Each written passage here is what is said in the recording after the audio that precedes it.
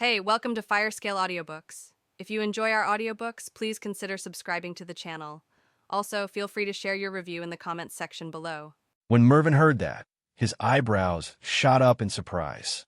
Sean was also quite surprised. "The dean wants to see me?" he asked. Soren nodded.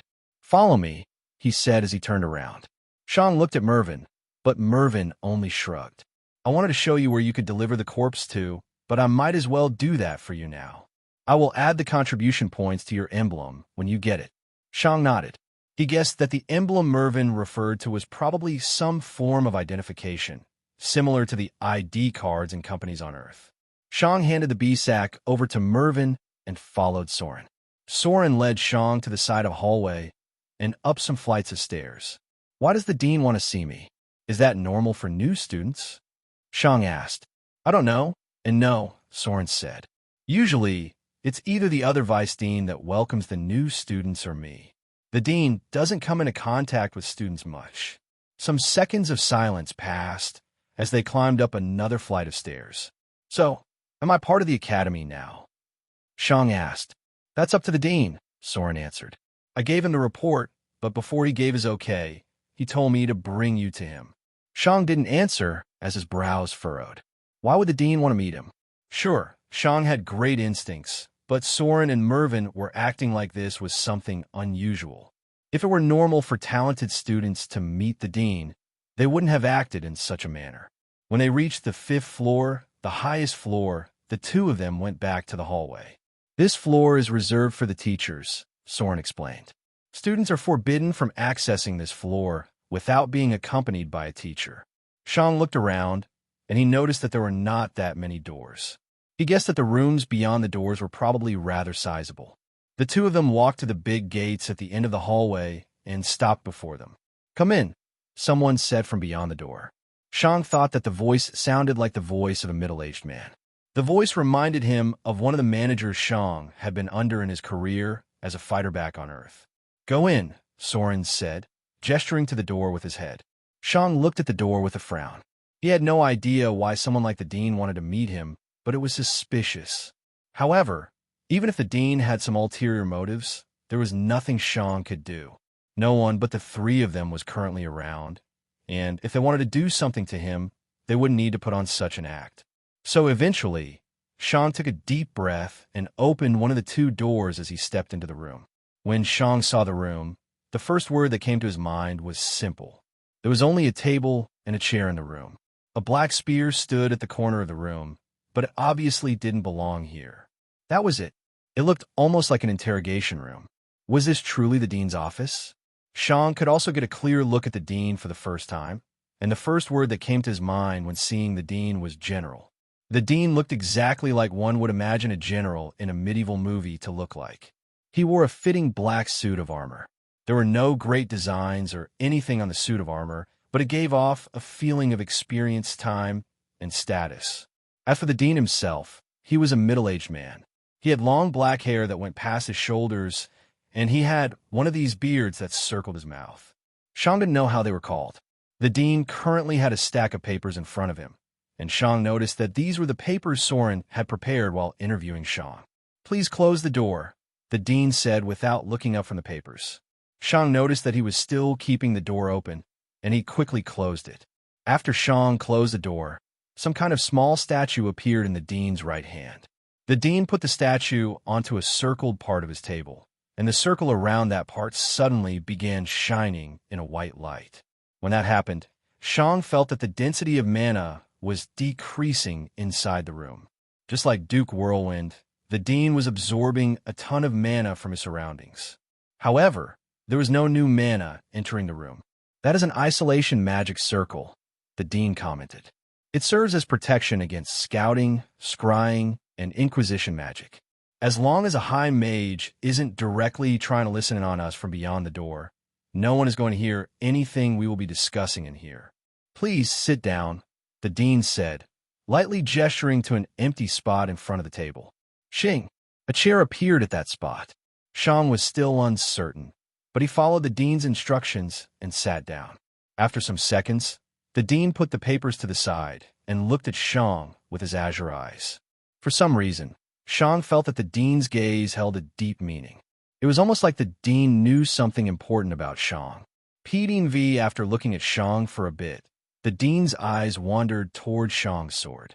When the dean's gaze went toward Shang's sword, Shang felt his sword shake for some reason, which made him more nervous. Up to now, the sword had only shaken if there was danger present. Put your sword on the table, the dean said. Shang's frown intensified. Had the dean noticed that his sword wasn't as simple as it appeared? Nevertheless, Shang complied. There was nothing he could do anyway. Shang took out his sword and placed it on the table. The sword began to shake more and more, and for some reason, Shang felt like he had betrayed his sword. Up to now, it had only shaken when there was danger, and judging by the intensity of the shaking, the sword probably sensed life-threatening danger right now. You seem surprised, the dean commented. Shang threw a look at the dean, but he didn't answer. It seems like there are a lot of things you don't know, the dean said. Then, he gestured towards the shaking sword with his head. Watch. Shang wasn't sure what the dean meant, but he looked at his sword. CRK, CRK. The shaking became more rhythmic, and the sword moved a slight bit to the side. CRK, CRK. The sword moved faster and faster, but it still moved relatively slowly. Shang looked with surprise at his sword. It was moving in one specific direction, and that direction wasn't him. It also wasn't the dean. Shang looked at the spear in the corner of the room. Why was his sword trying to get to the spear in the corner? When Shang looked back at his sword, he noticed that it was about to fall from the table. But then, something in Shang's peripheral vision moved. Shang looked over, and his eyes widened. The spear was hovering. The spear slowly flew to the sword, and the shaking of the sword intensified as the spear approached it. Clack! Then, the sword leaped forward and touched the spear, and as soon as it did, it was like they became inseparable. It was like they were magnetized to each other. The spear floated back to the corner of the room with the sword and landed again. What's happening? Shang asked. Teaching, the dean said as he looked at the two weapons with a melancholic expression. I still remember when I was in your position. I had just been here for maybe a year. Shang felt like the dean wasn't referring to this zone or this country. Time passes so fast, the dean said with a sigh. Seems like I fulfilled my purpose in his eyes. For a second, Shang became confused, but his eyes widened when his mind connected the dots. So, you're the new one, huh? The dean asked as he looked at Shang. Anything interesting happened lately on Earth? Shang almost couldn't wrap his mind around the words he had just heard. Was the dean also someone from Earth? Shang had thought that he was the only one. Surprised? The dean asked as he looked at Shang with an even expression. However, Shang's expression only changed into confusion. What are you talking about? Shang asked, when Shang said that the atmosphere in the room took a monumental turn. It was like the temperature had dropped by several degrees. I don't have time for these games, the dean directly said. Gleipnir is only teaching your sword because I allowed it to. I can also order it to consume your sword. Shang took a deep breath as he looked over. The spear hadn't changed, but it felt far more dangerous now. How can I believe you? Shang asked with an aggressive tone to mask his fear. What if this isn't an illusion, and you're trying to get me to divulge information? P. Dean V. The dean's eyes narrowed. And what if that were the case? He asked with annoyance. You've seen my secret, and you would die regardless. Might as well tell me more about that god you encountered so that I can more easily seek my death by knowing too much. Additionally, do you actually believe that someone on my level can glean such high-level information from your mind? Do you honestly believe the god didn't put up any defenses? Shang didn't like hearing that his life was not under his own control, but he had to admit that the dean was right. Eventually, Shang took a deep breath as he looked into the dean's eyes. You don't seem like someone from Earth, he said. Neither do you, the dean answered coldly. You have the eyes of someone that has killed innocent people. Shang's mind immediately went back to that fateful night, but he only looked back at the dean. I have my reasons. Your reasons don't matter, the dean said with a direct voice. When Shang heard that, he grew angry, as if the dean hadn't done things he regretted. Shang was certain that it was nearly impossible to reach such a level of power without killing a human or two. However, the dean's following words were different from what Shang had expected. On the path to power, we kill people, the dean continued. It doesn't matter what they have done. As long as it helps us to become more powerful, that's reason enough. For a bit, Shang's eyes widened, but then they narrowed. Quite interesting to hear that from someone from Earth, he said. When an extreme switches, it can often switch to the opposite extreme, the dean said coldly. Yes, this kind of attitude is something only psychopaths and serious criminals have on Earth. But you should already know in what kind of world we are. Individual power reigns supreme. The common people have no say in how the leaders run things. On Earth, the leaders had to be careful of a revolution. But in this world, a revolution doesn't matter. As long as I'm not included, Duke Whirlwind could defend himself against the united forces of his entire duchy. He would rain devastating spells down from the sky and leave towards a safe location when he runs out of mana. On top of that, beasts in the true path stage wouldn't have anyone stopping them anymore, and the casualties would pile up into mountains. I can see that you haven't been in this world for very long, the dean said. You haven't seen what kind of atrocities are considered normal here. Shang only looked at the dean with an unfriendly expression. Originally, Shang had expected that he would be able to find a friend in the dean. After all, they had something that intrinsically connected them. Yet, the dean felt way too direct and brutal for Shang. According to what the dean had said, he would be fine with killing everyone as long as their death would benefit his power. Shang wasn't like that.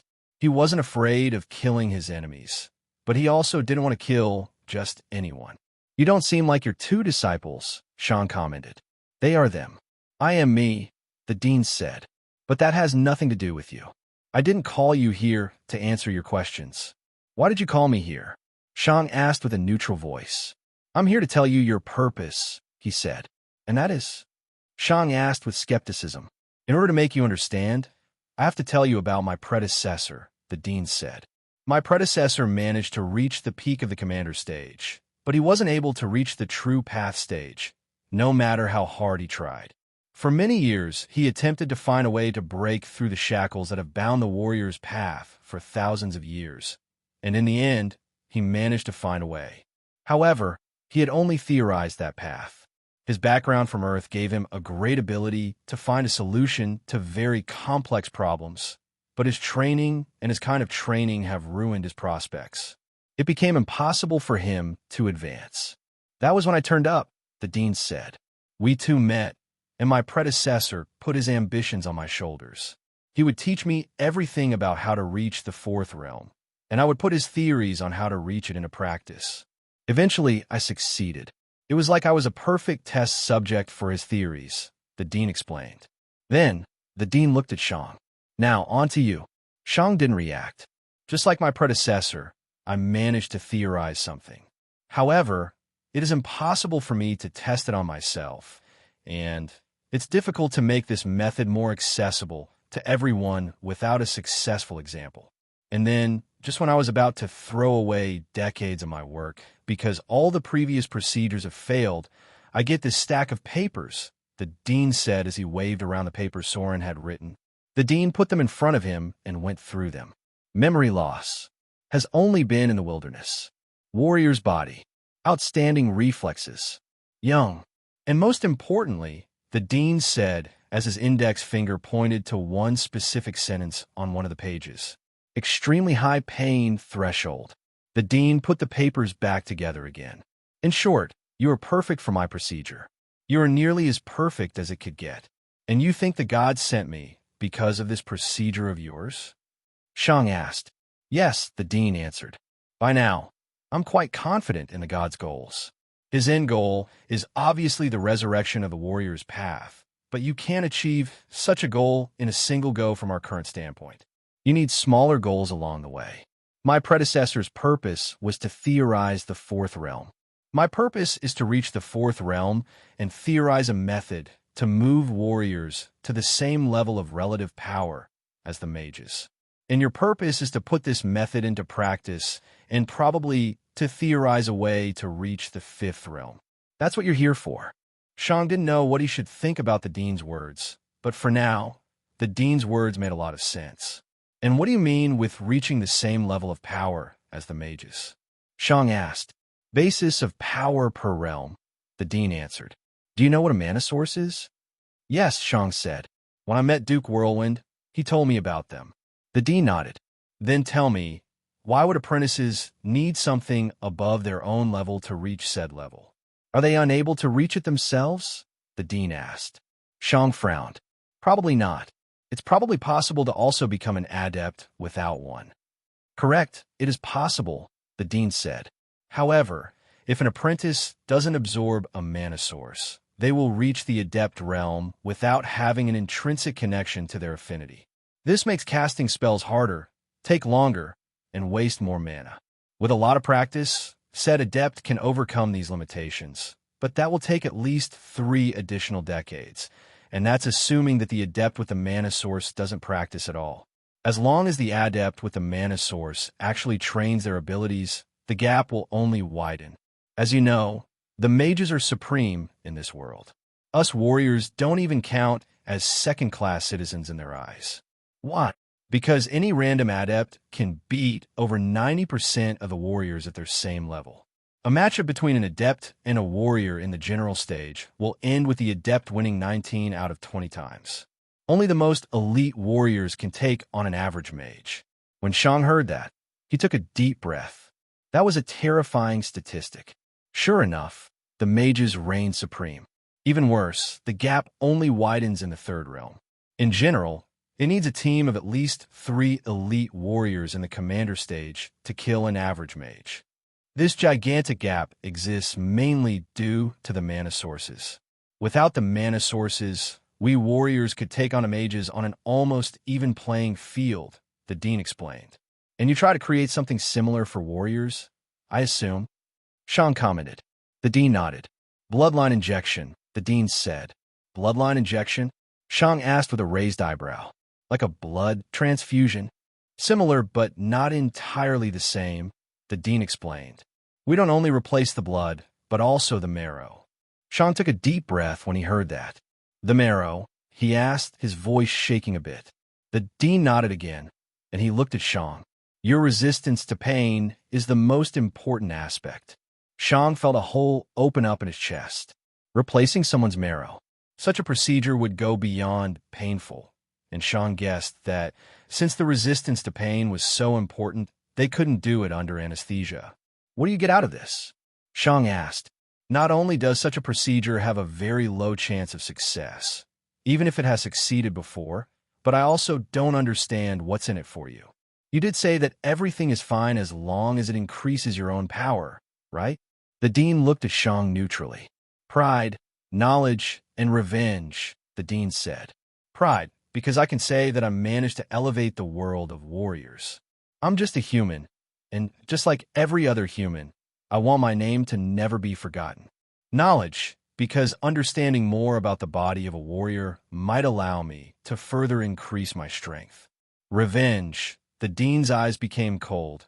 I want the mages to be thrown off their thrones. Shang raised an eyebrow. You had problems with mages? That's none of your concern, the dean said coldly. What's of your concern is your compliance. You do want to become more powerful, right? The dean commented. The god wouldn't have sent me someone without any lust for power. Shang looked with an evaluating expression at the dean. I'm obviously interested. However, I don't trust you.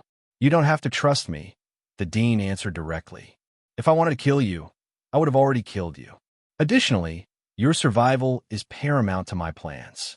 If you can't survive, my theorized method hasn't been proven yet. I'm not helping you. I'm helping myself, and you're simply an additional beneficiary of my help. Shang definitely didn't like how the dean talked to him. However, for some reason, Shang felt something he hadn't expected he would feel. Respect. Shang had no goodwill towards the dean, but he respected him. Why? Because as far as Shang could tell, the dean wasn't someone that lied. Additionally, he hadn't even been vague with his answers. He had been very direct, and instead of sneakily evading some questions, he had either fully answered them or directly told Shang that it was none of his business. This was something Shang could respect. However, for some reason, Shang still couldn't stand the dean. Shang wasn't certain why. He just didn't like him. Clank. Shang heard something and looked at the table. P. Dean V's sword had returned. The silent sound had been the sword touching the table a bit while slowly flying toward Shang. Shang put forward his hand and touched the sword. Then his eyes widened. Shang could feel feelings coming off the sword. Our weapons have spirits in them, the dean said. The more powerful they become, the smarter they become. I would suggest that you find any rank 2 metal to strengthen your sword. Having an intelligent weapon will help you in your training. Shang only barely heard the dean since he was preoccupied with his weapon. What was his sword feeling? Curiosity. Closeness. It was like the sword had met Shang for the first time, but for some reason, it felt very close to him. It was like a child looking at its parents for the first time. When will you be ready for the procedure? The dean asked, pulling Shang out of his thoughts. Shang looked over, and his brows furrowed. Getting cold feet, the dean asked emotionlessly. No, it's not that, Shang said. Then what? I don't have all day, the dean nearly growled. Shang wasn't certain if he should tell the dean his thoughts, but in the end, he decided that he would go all in. I want an affinity, Shang said. The dean raised an eyebrow. I saw your disciple, and I believe that the path of a magic warrior is more fitting for me. However, the god hasn't given me an affinity. So, is there a way to get an affinity? Shang asked. No, the dean answered directly. Affinities are based on the soul of a person. If you want an affinity, you would need to switch souls with someone that has one, and switching souls literally means switching bodies. In short, you would enter the body of the other person, but you would still not have an affinity. Shang released a sigh. When the dean saw that, a cold gleam shone in his eyes. You lied, he commented with a cold voice. I had to, Shang said. As I've said, I don't trust you. Because of that, I wanted to make sure that my affinity couldn't benefit your power. For a while, the dean only looked at Shang. Then he snorted. Smart, he commented. All right, so what is this affinity about? Shang took another deep breath, and then he decided to tell the dean everything he knew about his affinity. He even told the dean about the pure mana source he had absorbed. When the dean heard the details, he scratched his chin. It's definitely not an ice affinity, he said. Additionally, you said that the god told you that it's a special affinity. With his capabilities, it could be a unique one that doesn't even exist in nature. The dean looked at Shang. However, it wouldn't give you something useless. I guess that there's a way for you to unlock this affinity by mixing different mana sources. If you want to take advantage of your affinity, you maybe need to absorb another mana source to create a perfect mix. Let's try that out. Shang's eyes widened in shock. What? The dean was so rich. Just now, the dean had taken out 8 pure mana sources with different affinities. You can keep whatever you can absorb, but I want to be paid back in the future, the dean said. Shang looked at the mana sources. Then, he looked at the dean. Deal. Shang looked at all the different mana sources with shining eyes. Elemental mana began to fill the room, but the magic circle kept the mana isolated, making the different kinds interact with each other. There wasn't much mana in the surroundings, but the different forms of mana still created some minor phenomena. The temperature in the room fluctuated wildly. Some bolts of lightning appeared and disappeared in the surroundings. Lots of tiny things appeared. Dean Vishang also noticed something very interesting very quickly. The dean hadn't summoned a mana source for ice mana, but there were still 8 different mana sources. Yet, according to what Shang knew, there were only 7 affinities. So, why were there suddenly 9, including ice? Shang quickly checked each mana source. Orange ethereal spire that released a ton of heat? Gotta be fire. Brown ethereal spire that summoned rock around it? Shang knew that one already. That was earth. Green ethereal spire that created tons of wind? Probably wind.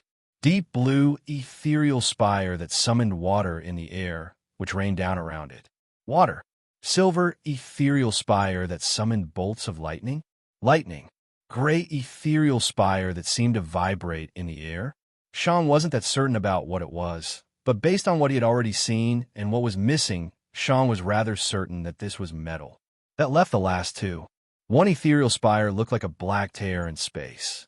It completely absorbed all forms of light and let no light escape. Shang remembered that he had once believed the pest cats to have a darkness affinity, but he hadn't heard of any form of darkness affinity from other humans. Was this darkness? That would also explain the last mana source. The last ethereal spire lit up the entire room, and if the darkness mana source weren't here, Sean would have needed to protect his eyes. This was probably a mana source for light. I didn't know darkness and light also existed as affinities, Sean commented. They're very rare, the dean said. There are some beasts that have these affinities, but they are truly rare amongst humans. Most of the world thinks that darkness and light affinities can't exist inside humanity, but they do. Some true mages know of the existence of a couple of humans with these affinities, but only high mages get to meet them occasionally. Their existence is mostly being kept a secret to surprise a potential enemy. In comparison to the other affinities, studies on the darkness and light affinities are not made public and not conducted in the public. That means that a human unfortunate enough to receive such an affinity won't be able to become a powerful mage without selling themselves to a big power. Shang scratched his chin. Why is it like this? He asked. Variation, the dean answered. Every power knows what sort of abilities all the mages with all the affinities have. However, they also know that the enemy might have some mages with the light or darkness affinity. Now, do you protect your attacking force with a magic circle that costs only 10 gold that can deal with the known affinities, or will you spend 10,000 gold for one that can also deal with light and darkness? Of course, the prices I just mentioned are only an example and don't reflect the real prices. Additionally, the enemy might have spells that could turn the entire situation around as long as you decide to do a certain thing. However, you don't know what that certain thing is since you don't know the ability. It could be something like gathering several mages to synchrocast a huge fireball. The enemy wouldn't know that they shouldn't do that, which is why they are doing it. So then, you use your light mage to suppress the light of the fireball and the mana it gives off, confusing the surrounding mages about its power and making it explode in the middle of them. Shang listened with rapt attention and absorbed all the knowledge. What kind of affinity do I have? Shang asked as he scratched his chin. None of the ones before you, the dean answered. Those only represent the pure affinities. There are also mixed affinities, but they are very rare. A good example would be the Empress Cobra. It lives in a swamp filled with nothing but poison, and it rules over all the poisons in the world. According to some advanced studies, the poison affinity is comprised of the water affinity and the darkness affinity. However, as far as I know, the existence of a human with a poison affinity is only theoretical. If the god said that your affinity is very special, it could theoretically be everything. It might even be something never seen before. It might even be something so confusing that we don't even know what it is. Try it, the dean said. I would be lying if I said that this didn't interest me. Shang nodded and walked over to the closest one, Earth. Of course, Shang already knew that he didn't have an Earth affinity, but he wanted to feel how it interacted with him again. Shang touched the brown spire, and it quickly entered his body. After a couple of seconds of circling around in his body, it left through Shang's mouth again, just like that last time. Shing! The Earth mana source vanished as the dean pulled it back into his space ring. Then, Shang went to the next mana source, Wind. Shang absorbed this mana source as well. And just like Earth, it left Shang's body after some seconds. Shang's affinity wasn't related to wind. The next one was water, and just like the previous two, it simply left Shang's body. Then, Shang looked at the next one, fire. Shang already suspected that his affinity might involve fire. After all, his left arm was also heating up while using his ability. Shang touched the fire mana source, and it entered his body.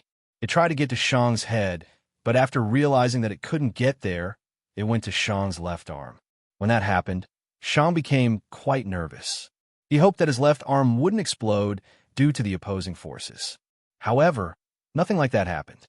When the fire mana source entered Shang's left arm, it simply began to eat the ice mana source. Of course, the ice mana source fought back, and the two of them began to enter a fight for supremacy. After several seconds, they entered a stabilized state. Shang felt like the two mana sources were rotating counterclockwise.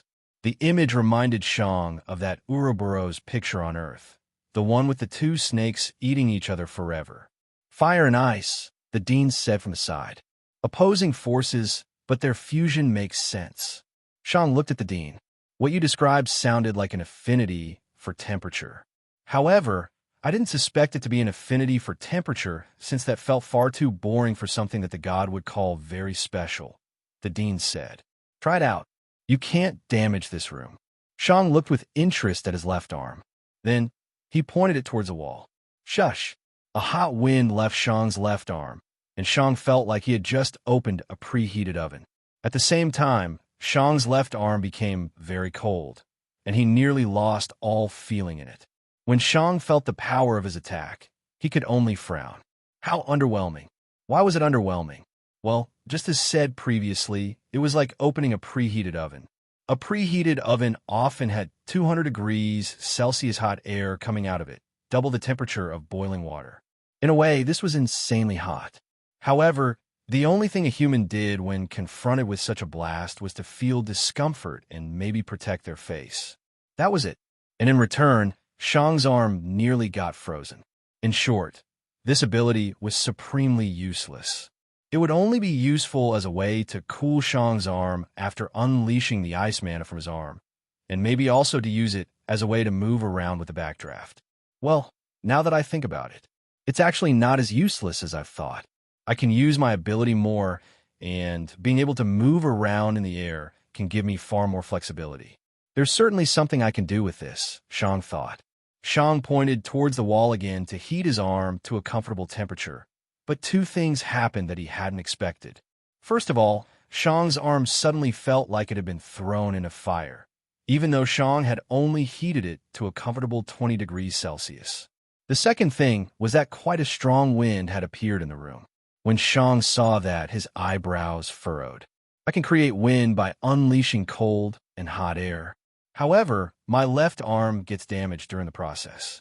Cooling something hot down in an instant isn't so bad, since it's simply hardening something flexible. However, heating something cold will result in tissue being torn at certain places. I mean, my arm is still usable, but it definitely isn't comfortable. Additionally, the temperature hasn't fluctuated as much. Shang looked at his left arm. If I unleash a powerful gust of hot air to shoot myself at an opponent with a draft, I could cool my arm to a terrifyingly low temperature, which allows me to unleash a horrifyingly cold explosion of cold wind. Shang narrowed his eyes. However, such an action will most likely tear my entire arm apart. It might even explode into a bloody shower. At that point, my left arm would be useless. You don't seem to realize the true potential of your affinity, the dean suddenly said. Shang looked over at the dean with furrowed brows. What do you mean? Do you have problems with coming into contact with light? The dean asked. Shang wasn't certain why the dean asked such a question. No, he asked skeptically. What about a laser? For a second, Shang wasn't certain what the dean meant, but his eyes widened when he made the connection. Concentration. Can I do that? He asked absent-mindedly as his mind fell into thought. It should be possible, the dean said. The amount of ice and fire mana you can release is a lot, but it's spread over a huge area. If you can spread it over a smaller area, you can intensify the effect. Additionally, the power of the temperature affinity only unveils its true strength later down the line. What do you mean? Shang asked. The dean pointed at Shang's arm. Your body, he said. The more powerful your body, the heavier it gets. The heavier your left arm, the more power is needed to cool or heat it. The more power is needed to cool or heat it, the more power you can unleash with your ability. Shang's eyes widened as several images shot. Through his head, Shang imagined himself pointing his arm backward, unleashing a powerful wind of cold air. Then, Shang arrived in front of his opponent with a steaming arm and pointed at their head. Bang! A concentrated laser was unleashed, burning a hole through their skull. Now, Shang could definitely see the potential of his affinity. Pidin V. Shang looked at his left arm with shining eyes. My affinity is not that useless after all. If you're done dreaming, try the remaining mana sources, the dean said. Shang looked at the dean with confusion. Why? As I've said previously, I doubt that the god gave you something as simple as a temperature affinity. Temperature is probably only a component or a base concept of your affinity, the dean explained. Shang's brows furrowed again, but he still decided to go through with it. The first ethereal spire Shang touched was the one for lightning, and after a couple of seconds, it also left his body. Lightning wasn't the way to go. Then, Shang touched the mana source for metal. Shang felt a bit uncomfortable when touching the mana source. For some reason, the mana source for metal felt very dangerous to Shang. However, Shang had worried for nothing. The mana source exited Shang's body, just like the previous one. Shang went to the next mana source, the one for light. Suddenly, Shang's eyes widened. What was going on? Shang felt the mana source for light enter his left arm and remain there. What? Why? Shang thought to himself in confusion. All of Shang's previous dreams were thrown out of the window after this development. Light? Shang couldn't imagine how light could be related to temperature. Did it have something to do with a star? Maybe? After all, the sun was hot and bright, right? But then what did that have to do with ice and cold? After the mana source for light entered Shang's left arm, it's simply shown on the other two mana sources. However, something very surprising was that the other two mana sources reacted the same way. Shang had expected the light to strengthen fire since the two of them were related, but it didn't only strengthen the fire, but also the ice. As Shang looked at his left arm in shock, the dean looked at Shang with narrowed eyes. It was just as he expected. Shang's affinity wasn't as simple as just an affinity for temperatures. Try the darkness one, the dean said. I have a feeling that you can also absorb that one. Shang looked over, and he looked at the mana source for darkness. Then he touched it, and sure enough, it got absorbed. When the mana source for darkness entered Shang's left arm, it began to clash with the light. The two of them began to fight, just like the fire and ice were fighting. However, the darkness and light began to rotate clockwise, the opposite of the other two. In the end, Shang had fire and ice rotating counterclockwise and light and darkness rotating around them in the opposite direction. It looked like some form of weird whirlpool. What can you do now? The dean asked. Shang looked at his left arm with confusion. Yes, what could he do now? Shang lifted his left arm and pointed it at the wall. Then, he willed the light to become active. As he willed it, a shining beam of light came out of Shang's arm, forcing him to protect his eyes. However, nothing else had happened. Do I have the ability of a flashlight now? Shang thought, but before he could think more, he got distracted by a feeling of pain coming from his left arm. Shang looked over, and his eyes widened in horror. Was this still his arm? What did his arm look like? Old, decrepit, unhealthy, PDV injured. It was like Shang's left arm was the left arm of an old man on his deathbed. As Shang looked at his left arm, he felt a feeling of disconnect. This didn't look like his arm at all. However, Shang still managed to make the logical connection as to what the beam of light had actually accomplished. If his arm was old, decrepit, and weak, the beam of light should have done the opposite. So, logically, that beam of light is supposed to heal others? Shang thought with confusion. I don't think it would work on me, since it also injures me to an equal degree. At best, I could probably transfer my injuries from all over my body to my left arm, but that isn't very useful. Shang looked forward. The beam of light has taken the vitality of my left arm and unleashed it into the surroundings. So if I use darkness... Shang pointed forward and willed darkness to be unleashed. SSHHH. Some wind appeared in front of Shang and got absorbed into his arm. However, the wind wasn't very powerful, and Shang didn't see his arm healing at all. Since I didn't absorb any vitality, my arm didn't get healed, which makes sense. I can unleash my vitality at basically anything, but it doesn't always have an effect. However, I can't absorb vitality from stuff that doesn't have vitality, Shang thought. Then, Shang looked at the dean. The dean knew what Shang wanted and lifted his arm. Don't overdo it. If you absorb too much, you might explode. Shang nodded and willed for his arm to unleash darkness. However, nothing had happened, which made Shang frown. I can unleash all my other abilities from range, but darkness apparently needs me to touch the other person. Shang walked over to the dean and grabbed his wrist. Then, Shang willed darkness to take effect.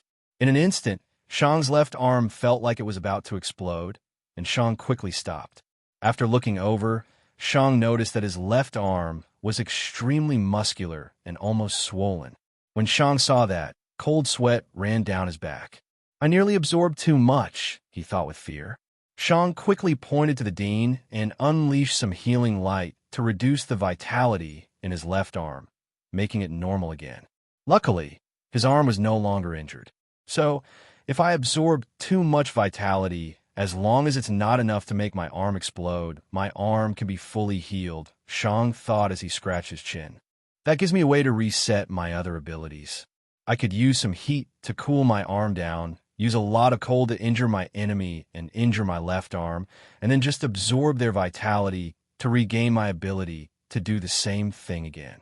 Theoretically, it's an infinitely repeatable cycle. In a way, I'm using my enemy's power against them. I absorb their power, use it to injure them, and then absorb more of their power. I think I know what your affinity is, the dean suddenly said. When Shang heard that, his thoughts got pulled back to the present. Right? What was his affinity, actually?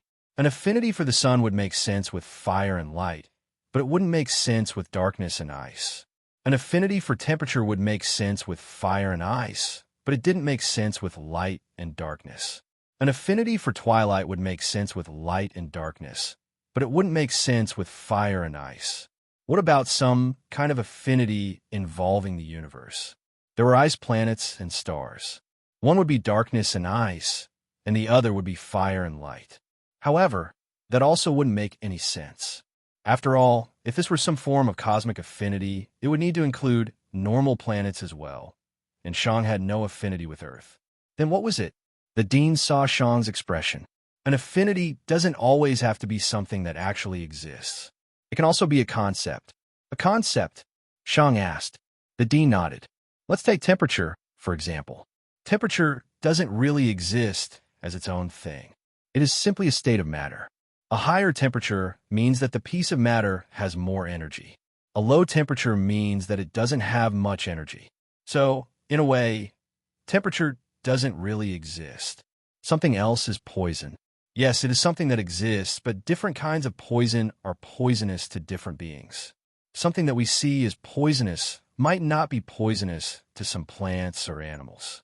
So, in their world, the poison isn't poison, but food or water. Shang nodded. The dean knew many things, and Shang valued the opportunity to learn from him. Shang still didn't like the dean for some reason, but he still respected him. I think you have an affinity for balance, the dean said. Balance? Shang asked as he looked at his left arm with furrowed brows. High temperatures and low temperatures are in opposition, and they could be balanced.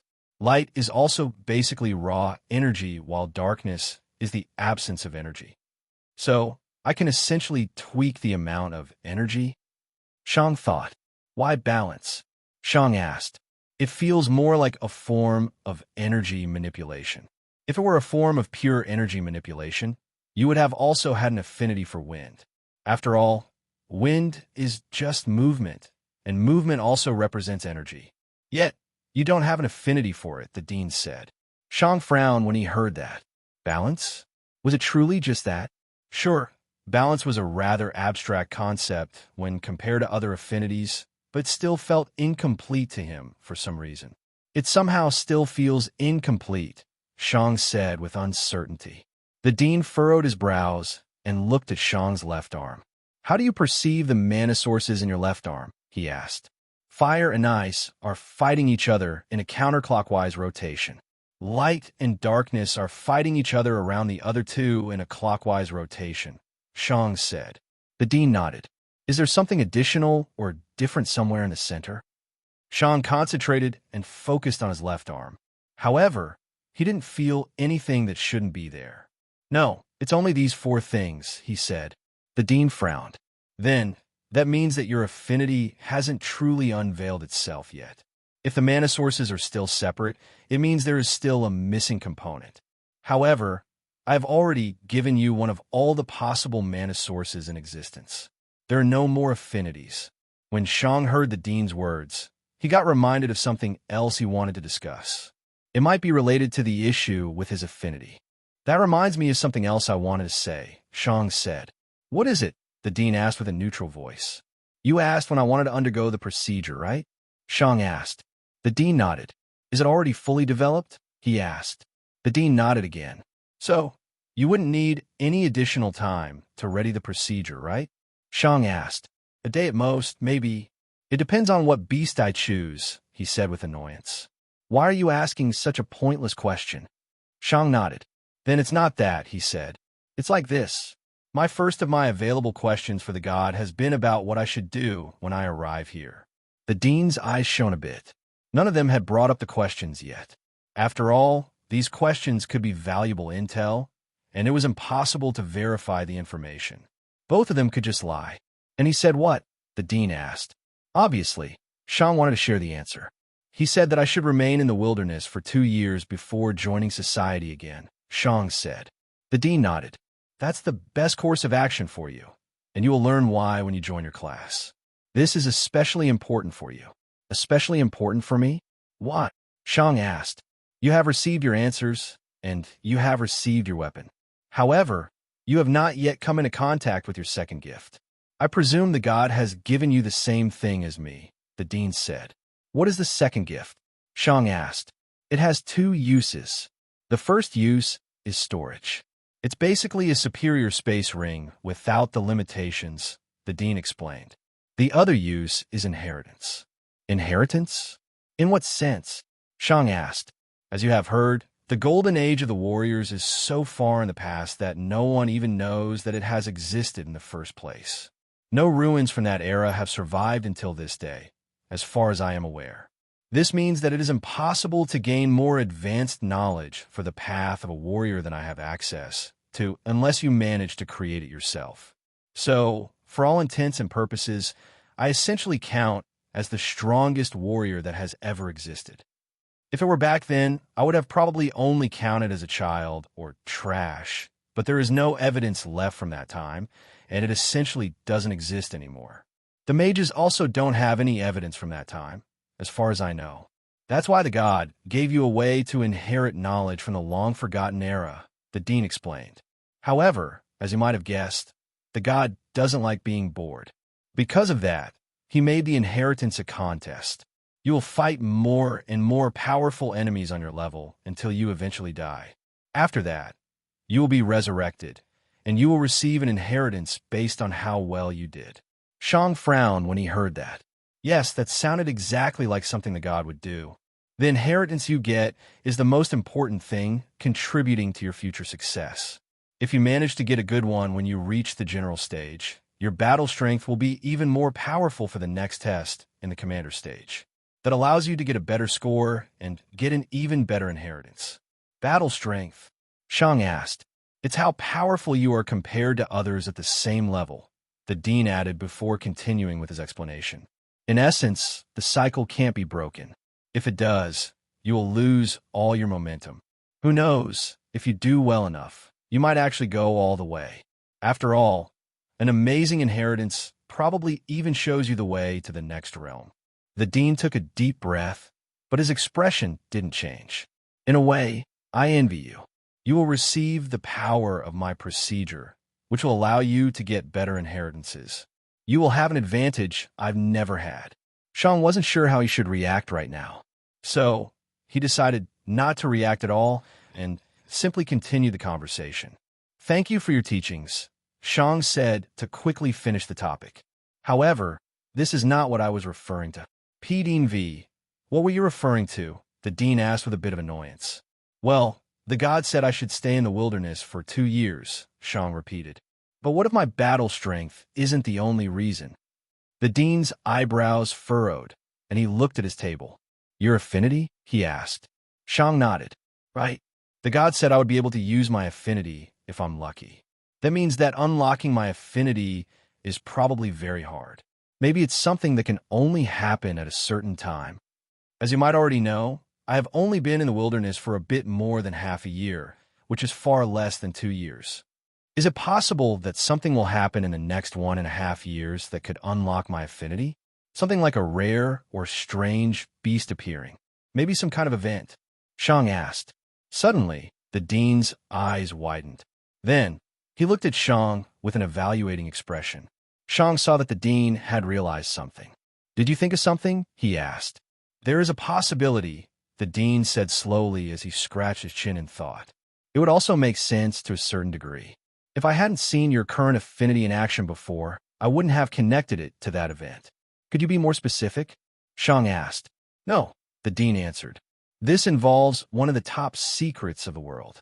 Technically, I am not even allowed to know of it, and the only reason I know is that I am very close to Duke Whirlwind. If it only involved my life, I wouldn't be afraid of telling you. After all, in the worst case, I can just flee and live in the wilderness. That doesn't bother me. However, I don't want to endanger my friend. Because of that, I can't tell you. When Shang heard that, he became quite frustrated, but he also realized something. Earlier, the dean has talked about using everyone for his own power, but now, he is suddenly protecting his friend, Shang thought. Has he lied previously? I don't think so. He looked pretty convincing earlier, but he also looks pretty convincing now. Maybe it's difficult to become close with him, but when you manage to become friends, he might be very loyal. However, I can't just assume his entire personality based on only this conversation. It's very possible that he also lied in one of those two moments. In the end, I should still keep my distance to some degree. It's fine if you can't tell me, but can you at least tell me when it's about to happen? Shang asked. The dean nodded. There's a certain event that takes place every couple of years. It involves some fighting and cleaning up of some rare and very troublesome beasts. No one in the world will realize that this has taken place, since the ones that know it keep it a secret. The event should take place in a bit less than 2 years. I never cared about the corpses of these beasts, but if I put my money together, I can get one. Then, the dean looked into Shang's eyes. If there is a beast that has the same affinity as the warrior undergoing the procedure has a higher chance of success and will show greater results. Everything lines up pretty well. Your affinity will. Bang! The door closed behind Shang after he left the room.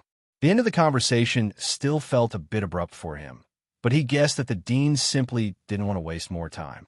Nevertheless, Shang had learned an incredible amount of information from the dean. Shang now knew what to do with his affinity, and he knew his next goal: become more powerful in the next 18 months without reaching the general stage. Shang couldn't allow himself to reach the general stage yet. Not only wouldn't he be able to truly grasp his affinity, but he would also miss out on the dean's procedure. Could the procedure fail? Under normal circumstances, Shang would believe the procedure to be incredibly risky. After all, he would undergo a procedure that had never succeeded before. However, Shang trusted in the god, or more precisely, he trusted in the god's desire for entertainment. The god had suggested Shang to come here during a specific time, and the god wanted the warriors to become powerful again to bring variety back into his world. It might be entertaining to gamble on a risky procedure for the god, but it was probably even more entertaining to see a warrior, an underdog in this world, go all the way. You talked for quite a while, Soren commented from the side. Shang was pulled out of his thoughts and glanced at Soren. I had a lot of questions, he said. About the procedure? Soren asked. Shang nodded. Have you already been informed? He asked. No, but it's obvious that Master would pick someone like you as his next subject, Soren said with a sigh. I still think it's a bit too early for actual tests on humans, but Master is confident in his theory. Have there been failures before? Shang asked. Soren nodded. 4 failures in the last 10 years, he answered. 4 in 10 years. Shang asked in surprise. I was expecting more like 4 failures in the last couple of months. The issue is the lack of robust test subjects, Soren explained. First of all, the subject must have a warrior's body. An increased rate of passive recovery is mandatory for survival, since your body has to passively resist the destruction the new parts cause to it until everything finally fits together. For a while, it will be a war between your body and the beast parts. There can't be much outside influence during that period, or it will put the compatibility at risk. Another important part is being able to deal with pain. If you can't stay conscious during the procedure, your body will automatically enter a defensive state and will block everything from coming close. Then, you need to be in the first realm, which limits a lot of candidates since they don't feel like they need such an invasive procedure yet. They lack the desperation that older warriors have. Lastly, they need to agree. Forcing this procedure on someone will most likely kill them since they won't comply. And due to the lack of trust, they would also believe that we were simply torturing them to death. Finding one of these things isn't difficult, but finding all of them is, Soren said with a sigh. Especially since a lot of them are rare together. Rare together? What? Shang asked. Family status, Soren explained. This is the most prestigious warriors academy in the world, and our standards are high. Contrary to what many might believe, a majority of our students are from rich and high-ranking families. How come? Shang asked. Wouldn't these families just become mages anyway? Soren nodded. They would. If there is a way for their progeny to become mages, they certainly won't send them here. Because of that, we only get the progeny with nearly no magical talent, or those who aren't as important. But since we're the most prestigious academy in the world, that's still a lot of families that have their eyes on us for one of their progeny. That's where the first issue comes from. Those high-ranking families are high-ranking families precisely due to their bloodline and their talent for magic. Warriors' bodies are very rare in their ranks. Then comes the pain part. Their progeny are sent here to learn how to be warriors, and being able to deal with pain is part of being a warrior. They only teach their children the basics before sending them here. Many of them have only fought a couple of captured beasts in a safe environment, and when they got injured, a water mage immediately arrived. Because of that, 3 of the 4 previous subjects came from low-ranking households, Soren said, but then he sighed. However, the problem with the low-ranking households is that they have so few outstanding warriors. These households are common and weak for a reason. If they could create a powerful warrior, they wouldn't be a low-ranking household. A warrior on the commander stage can already become a minor noble without much issue. PDNV, because of that, the few students from a poorer background that we have are either geniuses that managed to reach this step on their own or had amazing parents. All of this makes it very difficult to find subjects for the procedure. Shang nodded. Makes sense. For some seconds, no one said anything. I presume you are planning to go through with it. Soren asked. Shang nodded. I can deal with pain, and I want to become more powerful. I know that the procedure is risky, but it's worth the risk for me, Shang said coldly as he looked forward. Soren saw Shang's eyes from the side and sighed. I knew from the very beginning that you are similar to Master. I shouldn't have expected otherwise. For some reason, when Shang heard that he was similar to the Dean, he felt himself become a bit angry. He didn't like being compared to the Dean. Soren was very experienced, and he could tell a lot of things from Shang's subtle reactions to his words. You shouldn't immediately think that Master is some sort of monster, Soren said. His words make him appear colder, more brutal, and more bloodthirsty than most people. But that's because you are used to how other people talk. Shang threw Soren a glance from the side. Many people are polite and nice, but as soon as you step too close, they will try to keep you away, Soren said with a sigh. Even worse, if they ever believe you to be in their way in whatever way they can perceive, they suddenly stick a dagger into your back. That won't happen with Master, and if he ever decides to go against you, you will never be surprised about it. If he doesn't like you, he will ensure that you know. For example, he once had a friend, but that friend stole a technique of Master's to win against him in a competition. The friend came back with an embarrassed laugh and simply said that it was too important for him to win. Additionally, it was a competition. Soren smiled helplessly. Master then said that his friend should prepare himself because he will take his head when night comes. Obviously, his friend was stunned, and he shouted back at him that he was insane. In the end, the friend didn't leave or run away and simply went home. Well, just as promised, he died that night. So, in a way, Master can be very cold-hearted and brutal, but he is very honest. He won't ever call you a friend if he isn't your friend. Of course, he also puts a lot of importance on honesty from others. If you don't want to end on his bad side, you should avoid lying, Soren said. Shang remembered how the Dean had reacted when Shang had played dumb. Sure enough, the Dean had become very angry back then. If Soren's words were correct, this also explained why the Dean was willing to protect Duke Whirlwind. Shang knew the Dean's deepest secret, which was his past, as another person from Earth. Yet, even under such circumstances, the dean still refused to betray one of Duke Whirlwind's secrets. Shang could respect something like that, but for some reason, he still didn't like the dean. In Shang's mind, the dean seemed a bit similar to him, and he had several qualities Shang appreciated. But why was exactly that thought so uncomfortable to him? I presume you will join the caterpillar class? Soren asked. Shang nodded. Has Master told you what the caterpillar class represents? Soren asked. No, but I can guess what it's for, Shang answered. It's probably a class designed for warriors to reach the true path stage in the future, right? Oh, Soren uttered in surprise. How did you find out? The name and also the dean's advice, Shang said. I presume the students of the caterpillar class are weak in the beginning, just so they can build upon their foundations until they explode forward in power. Just like a caterpillar becoming a butterfly. Additionally, the dean told me that I should hone my battle strength as much as I can before reaching the general stage. Correct, Soren said with a nod. By the way, when is your procedure scheduled? Not for another 18 months or so. Soren lifted an eyebrow. That's quite a long time. It seems like Master puts a lot of emphasis on your growth. In my eyes, your battle strength is already enough for you to reach the general stage. Then, Soren shrugged. However, that's why I'm a commander stage warrior and why Master is a true path stage warrior. He knows better than me. Anyway, Soren said as he took out a book from his space ring. This is a copy of the rules and your schedule. Shang took the book into his hands. Xing. Soren summoned another book, this one far bigger than the other one. And these are all the techniques you will learn. Shang looked at the new book with furrowed brows. All of them? Just like that? I thought I would need contribution points or something like that. Usually, you would need contribution points for the valuable techniques. However, as a student of the caterpillar class, you don't need your contribution point for those techniques, because you're not allowed to learn them. Shang frowned when he heard that. Not allowed to learn them? Then why am I even here? He asked. Soren chuckled a bit. It's for your future, trust me, Soren explained.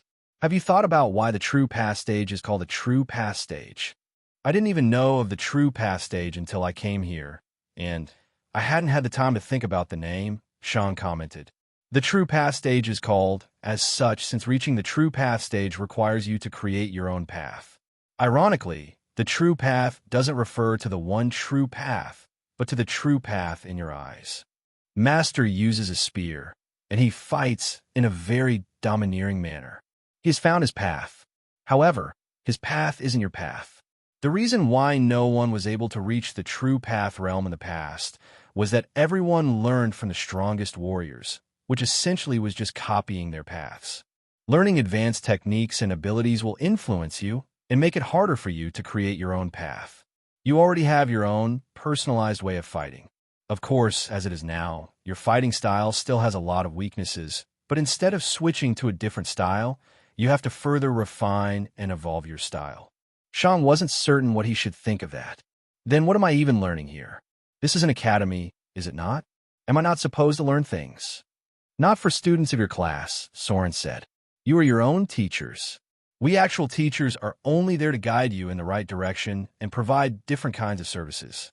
Our dynamic is more along the lines of experienced seniors and juniors. We are not going to show you what you should do. We're going to show you what your opponents will do. It is up to you to find a way to deal with said opponents. Shang scratched his chin.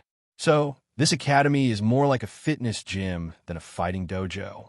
There are trainers walking around in the gym, but they only give advice when asked. They don't specifically hold lessons on how to craft the perfect body, Shang thought. On Earth, this wouldn't make much sense. After all, there's only so much a human body can do. But here, I can imagine this being more effective in the long run. P. Dean V. Shang took the Book of Techniques. Xing. Soren summoned a small emblem. On the emblem was the picture of a muscular arm in black armor, ready to strike down with a spear. This is a magic emblem, Soren said. It's your identification, key, and payment method for contribution points. You have an assigned room in this building near the front of the second floor. Just hold the emblem to the door, and it will open. No one but the teachers, and you can open your door. If you want to move to the farm line, you can do so, but go to your room first. Your uniforms are there. and you should get them first. If you decide to live in the farmline, tell us. There's no reason to keep a room reserved for someone that doesn't want to live there. Sean took the emblem and nodded. Thanks, he said absent-mindedly. You can find all the relevant information in the first book, Soren said, gesturing to the first book. If you have any additional questions, simply ask a teacher. I'm sorry, but I've already spent a big part of my day dealing with your impromptu exam, and I actually need to get started on my day-to-day duties. Just look around and get familiar with the academy first. Sorry for keeping you, Shang said absent-mindedly. It's fine. Come, you can't be on this floor without a teacher beside you, Soren said as he gestured to the end of the hallway. Shang took the hint and walked towards the stairs, Soren following. When Shang reached the 4th floor, Soren quickly said his goodbyes and went back to the 5th floor. Now, Shang was alone for the first time in what felt like a very long time. Shang looked out of one of the windows and saw that it was noon. This day feels like it has gone on forever, but it's just noon. Then, Shang looked down at his emblem. Anyway, I am now part of the Warriors Academy, and that's why I'm here. In just one morning, I joined the academy and learned so much about the world, myself, and my future. I should go to my room and read through that book of rules and my schedule. Shang left the 4th floor and went to the 2nd one. Soren had said that Shang would find his room near the beginning of the 2nd floor. When Shang arrived on the 2nd floor, he saw a long hallway with a lot of doors. Shang guessed that the rooms weren't very big based on how close the doors were to each other. Shang wasn't quite sure which room was supposed to be his, but he knew that he only needed to test his emblem on the different rooms. The one that reacted to it would be his. Shang went to the first door on the right and held his emblem to it. Click, and it unlocked. Shang was surprised when the very first door unlocked, and he looked at his card. Did I just get lucky, or is my card defect? Shang went to the room beside it and tried his emblem. The door didn't react. Shang tried to open the door, but it wouldn't budge. Shang nodded. His emblem wasn't effective, and the very first room was his. He walked back to his room and opened his door. What? Someone said with annoyance as they opened the door where Shang had just been at. Shang looked over and saw a gruff and muscular boy, probably around his age. At least, that was what Shang was assuming. Those muscles made it hard for Shang to associate this boy with a teenager. Sorry, I wasn't sure which my room was, so I tested my card on your door, Shang said with as friendly of a tone as he could. For some reason, trying to be friendly felt very tiring to him. The boy looked over at Shang with an evaluating expression. I don't know you. Are you new here? He asked. Shang nodded. Special exam. Joined just today, he answered. Oh, the boy commented with surprise. What class have you been assigned to? The caterpillar class. When the boy heard that, he frowned. Welcome to hell, freshwater guppy, the boy said with a snort. Shang lifted an eyebrow, but the boy went back into his room and closed his door. For a while, Shang only looked at the closed door. Judging by his derisive snort, he probably didn't refer to my class. Is this some kind of stupid bullying? Also, freshwater guppy? Did the guy come from the 50s? Who talks like that? Well, it doesn't really matter. I've been in the wilderness for long enough, and life in the academy should be a joke in comparison. With that thought, Shang entered his room and closed the door. When Shang saw his room, he saw exactly what he had expected. Small.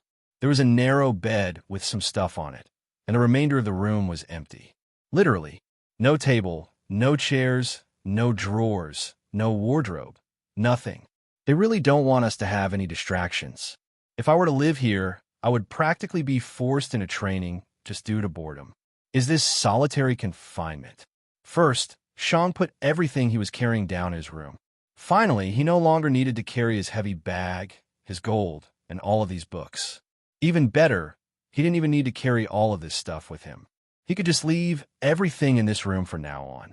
Ever since Shang had gotten here, his home had been a budget version of a cardboard box that a homeless person would use to live in. At least a homeless person had a roof over their head with their cardboard box. Shang hadn't even had that.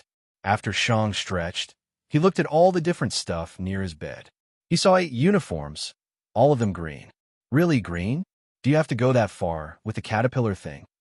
Beside the 8 green uniforms, Shang saw 8 bronze uniforms, and beside those were 2 azure uniforms. When Shang saw these uniforms, he thought back to this morning. He had seen many students approach the academy with different uniforms. What kind of uniforms had they worn? A lot of them had worn bronze uniforms. A couple of the others had been green, blue, red. There had been a couple of different colors, and Shang wasn't even sure if he had remembered all of them. Shang only knew two things for sure. 1. Bronze was the most common color. 2. The teachers wore silver. Shang inspected his uniforms and realized that they were far heavier than he had anticipated. They probably weighed nearly 20 kilograms all on their own. That was the equivalent of weight a soldier would wear when going to war on Earth. But this was only a uniform. It didn't even have any special plating or armor on it. Shang remembered that the silver uniform of the teachers had looked a bit like a fusion between armor and normal clothing while the students had worn these. Shang looked closer at the green uniform and noticed the shoes. Am I a fucking leprechaun? He thought with a frown when he saw the shoes. Wait, are leprechauns even wearing green shoes? Their entire attire is green, so their shoes should also be green, right? Never mind. What are these ridiculous shoes? He thought. The shoes were green and very naturey? That word worked. Well, it doesn't really matter. I won't be the only one walking around in this ridiculous getup, he thought. But then, Shang saw the bronze uniform. It looked good. On top of that, it had black boots. Shang looked back at the green uniform. Let's read the rulebook first before I decide on what to wear. Maybe these uniforms have a certain purpose, Shang thought as his eyes went to the next object. Anyway, why are there 2 buckets here? Beside the bed, Shang saw 2 buckets. One was filled with water. One was empty. Shang looked around the room. Then at the empty bucket. Am I supposed to shit in that? Shang didn't see a toilet, and he didn't see any kind of draining mechanism in the room. Ever since Shang's body had reached the higher levels of the soldier stage, his need to drop a deuce had decreased significantly, but once a week, even he had to press out a stinky one. For now, Shang decided to wait until he read the rulebook, and his focus went to the water-filled bucket. Is this for washing or drinking? Probably for drinking. After all, how am I supposed to get the water out of the room when there's no drain? And that was it. That was everything inside Shang's room. There wasn't even a big window. The window could barely be called a slit. PDV, it was just an absolutely empty room, even more barren than a prisoner's cell. No wonder most students decided to live in the farm line. In the farm line, they had nature, bigger rooms, more freedom, and more stuff to do. After having seen his room, Shang grabbed the rulebook and began to read. He sat down on his bed, which was way harder than a bed should be. However, Shang didn't really care about the hardness of his bed. He had slept on trees for far too long to care. Then, Shang opened the rulebook. The book had only about 30 pages, which didn't take very long to read. A big part of the book was about rules regarding fighting, attending lessons, how to obtain contribution points, the functions of the room, and some general information. For what Shang had read, fighting with one's weapon was forbidden, but fighting without a weapon was fine. The reason for such a choice was to preserve the killing intent in someone. If someone used their killing tool to spar with others a lot, they might lose their killing intent. Because of that, the Academy tried to preserve the killing intent of the weapon. One should only draw one's weapon when one intended to kill someone. Of course, there were exceptions.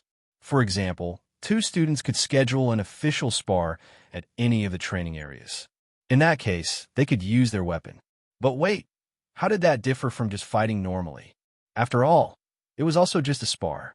The difference was that the students had to fight with the intent of killing the other person. It was not in their responsibility to keep the opponent safe. The observing teacher would be responsible for keeping the loser alive. So, the student would still be fighting with the goal of killing their opponent. It was just that the opponent would survive due to outside intervention. Attending lessons was surprisingly completely optional. No student was forced to attend the lessons. This rule existed to teach students responsibility. On Earth, something like this wouldn't really work. After all, the consequences of getting bad grades weren't immediate as long as someone didn't fail the grade. This made the danger distant, making the student feel like they weren't actually in danger. But here, it would have very real consequences. Due to the first rule, bullying and ganging up on others were allowed. If a teacher saw 5 kids beating up a younger student, they wouldn't intervene. However, the survival of that student would also be under the assailant's responsibilities. If they killed a student without a good reason, the assailants would be executed by the academy. Even more, if someone didn't have a warrior's body, they would need to go to the resident water mage to get themselves healed, and the cost of the treatment would need to come out of their own pocket. So, it was literally possible to push someone into impossible poverty. If someone made some serious enemies, they could be suppressed and always being forced to remain in their rooms in the academy. This would stop them from attending lessons, earning money, and training. How did one get out of such a situation? That was not the academy's problem. Strength ruled supreme. Either the students would become powerful or break. As for earning contribution points, there were 3 ways. One was to attend lessons. Yes, the students got paid for attending lessons. Of course, they had to seriously attend them and not just be present. Teachers could deduct the pay for a lesson if they thought that a student slacked off. Another method was doing a mission. There were a couple of mission boards around the school that offered different missions. The rewards for these missions were many times higher than attending lessons for several reasons. First of all, this was practical experience. The student would be sent out without supervision or protection. There was a very real chance of a student dying. Second, the people commissioning the missions were paying the academy in exotic materials, which allowed the academy to keep its marketplace going. Of course, the student had to be adequately rewarded. The last way to earn contribution points was simply for a teacher to assign them. A teacher could assign contribution points, but they would have to justify that decision to one of the vice deans. If the reason wasn't good enough, the contribution points will be deducted from the teacher's personal account. The next thing was the function of the room, and Sean was thankful that they actually wrote about it. If they hadn't described the room, Sean would have made a horrible mistake. That empty bucket? It was imbued with magic. P. Dean V. What kind of magic? It was transportation magic. The bottom of the bucket was connected to a space with a couple of water apprentices and water adepts. Their job was to create water for the students. As long as someone tilted the bucket into a position that was impossible for it to be in with no interference, water would flow. This was to stop an accidental activation of the magic circle. Without that, the water mage would fill the entire room if the bucket fell over. In short, someone had to lift the bucket and slightly tilt it to activate the magic array. Then, a stream of water would come out of the bucket until the bucket was put back into a normal position. If Shang had shat into the bucket, Shang imagined a log coming out of a magic array in front of a water mage. That would have been awkward. The other bucket was simply a normal bucket. The water coming out of the bucket was for both washing and drinking.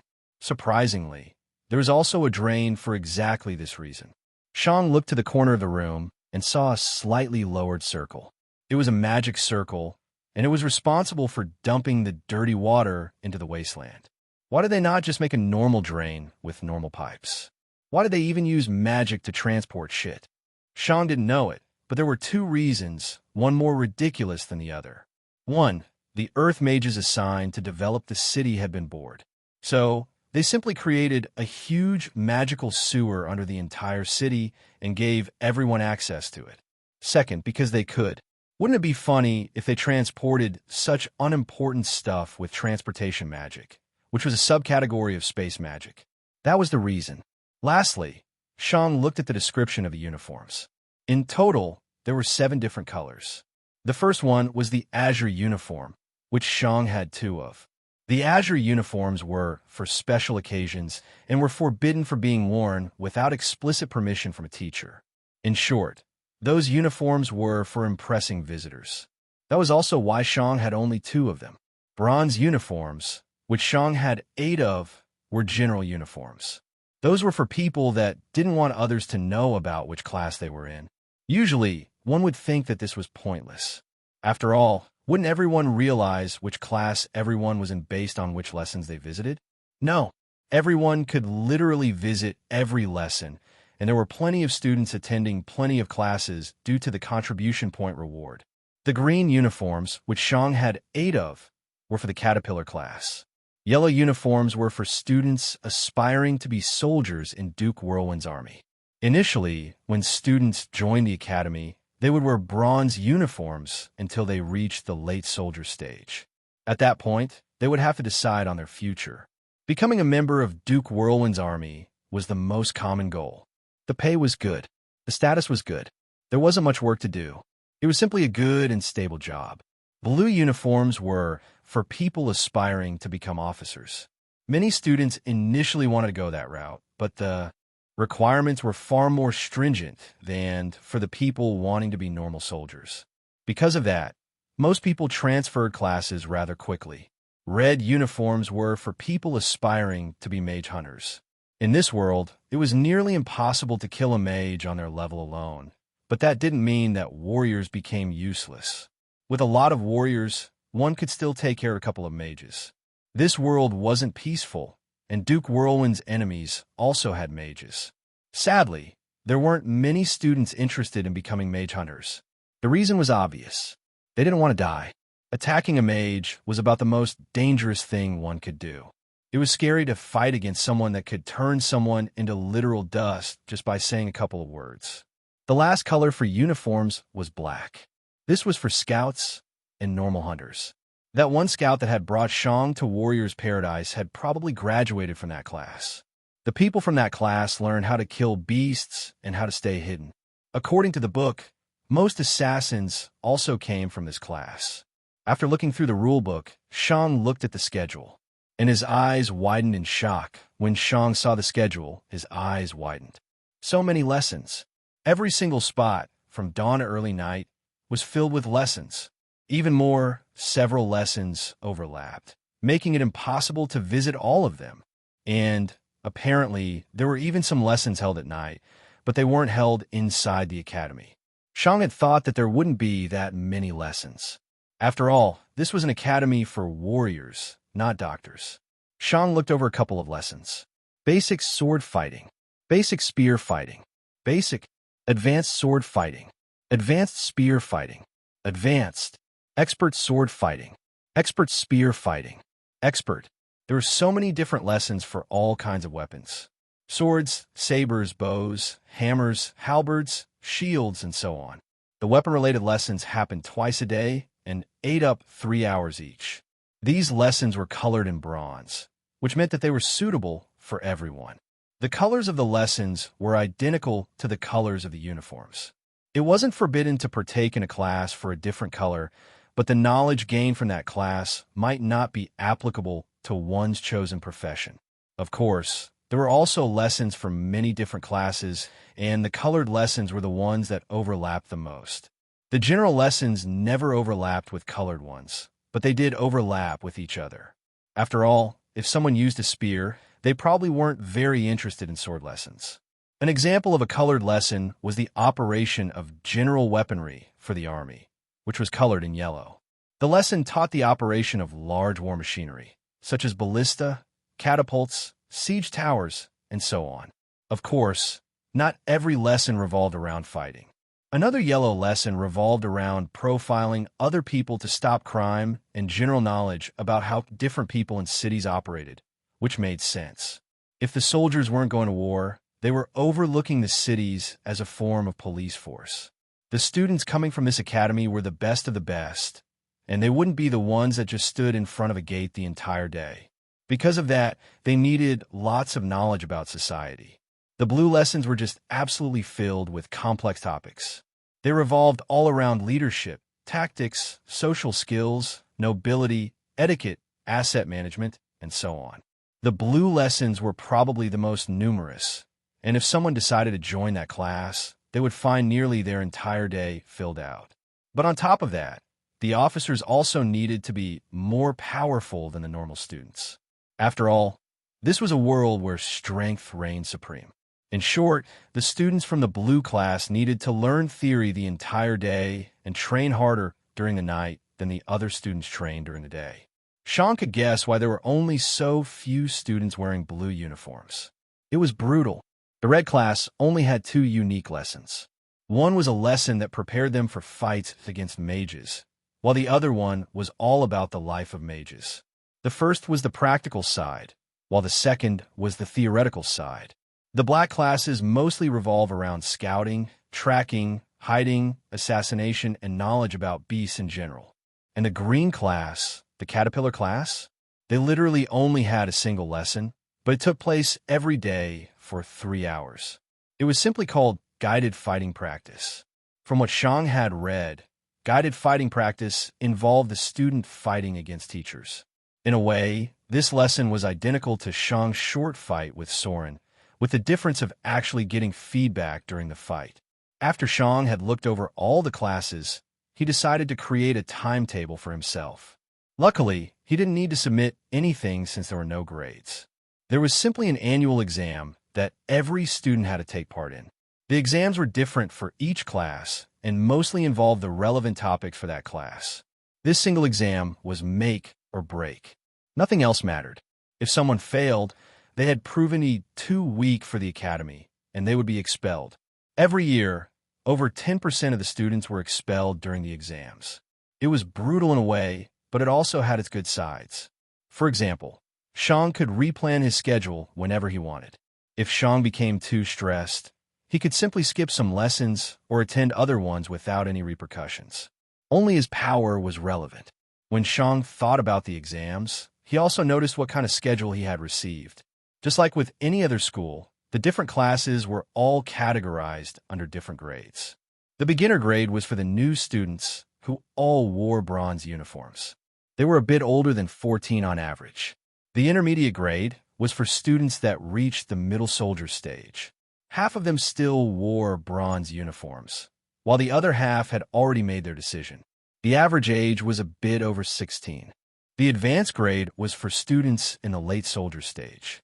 It was a requirement to choose one's class before advancing to that grade, which was why everyone was already specialized. The average age was a bit over 18. Then came the preparation grade. This was for students at the peak soldier stage. As the name suggested, this grade was for students preparing to reach the second realm, the general stage. When one managed to reach a sufficient battle strength after having advanced to the general stage, one could graduate. However, one could also choose to remain here for special training.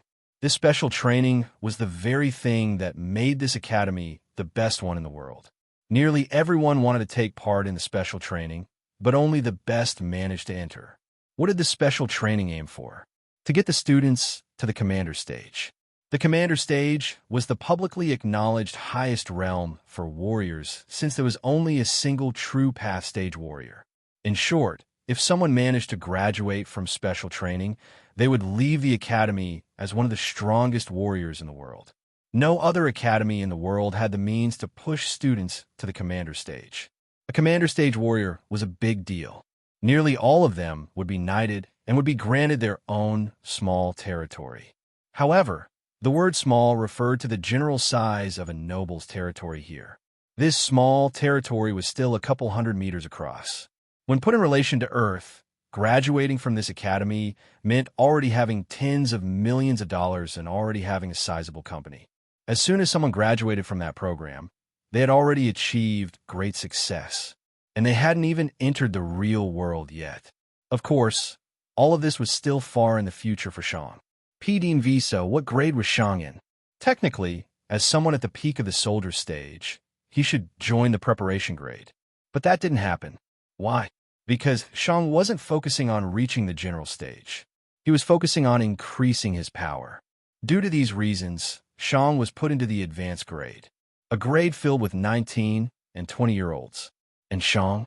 His body had maybe just reached its 15th birthday. Shang didn't know what he should think of his assigned grade. On one hand, he was technically 23 years old by now. He had spent 22 years on Earth and 1 year here. The older one got, the less age mattered. In a way, 20-year-olds were seen as young adults. They were mostly able to live on their own and take care of themselves, and their minds had matured to a significant degree. Because of that, Shang wouldn't have felt awkward or out of place in a grade filled with people in their early 20s. The age difference didn't matter much. However, 18 and 20 were quite a difference. 18-year-olds were showing signs of maturity. One of these obvious signs was the lower frequency of bullying in colleges. High school was far worse in that sense. But that age was still a big dividing line of maturity. Probably half of the class would consist of teenagers, while the other half would be young adults, personality-wise. With all of that in mind, Sean also had to look at his body. Sure, his mind was the mind of a 23-year-old, but his body was of a 15-year-old. He hadn't even finished growing properly. At the moment, Sean was 150 centimeters tall, which was probably about average for someone of that age, but he would definitely get another growth spurt. As for his classmates, they had already all mostly finished growing. Sure, men could grow even when they were 20, but those couple of centimeters didn't make a huge difference. In short, Sean would appear like a kid to the other people in his grade. Half of them would probably not mind and would be quite open, but the other half would probably look down on him. Now, one shouldn't misunderstand. Sean wasn't distraught about how others perceived him, but about the annoying trouble he would have to go through. Sean wasn't very interested in socializing. Back on Earth, he had been an outgoing person, but that was also only because he couldn't train 24/7. In this world, he could. And since training and growing more powerful took priority, Sean essentially had no interest in socializing. Yet, the others would try to force him, and he didn't want to deal with all that trouble. Well, it doesn't really matter. It's probably just a couple of instances, and as long as I make myself clear, most of my classmates shouldn't mind. But it's actually a bit funny that I will have the most powerful body of my grade. Shang's brows furrowed. PDV, why is that anyway? Shang thought. I reached this level in only half a year. Sure, I had a ton of fruit from the Earth Fruit Hedgehog, but the Academy should have even better stuff, right? Even more, the new students of the Academy already start training at 14 years of age. Meanwhile, they only reach the peak of the soldier stage in their early 20s. That's 6 years of training. I mean, I train a lot, but that can't be the only reason, can it? The books hadn't said anything about how to train one's body and how to advance. Sean guessed that the teachers were probably responsible for that. I'll learn that later anyway. For now, I should focus on actually growing more powerful. With all of this theoretical stuff out of the way, I can finally focus on my power again. Sean looked at the small slit that was his window with absent eyes. The last time I was fully focused on my power was actually when I was still in the wilderness. Only a week had passed since then, but it feels like forever. Sean's eyes went to his belongings and then to his mostly empty room. I don't need to think about food. I don't need to think about water.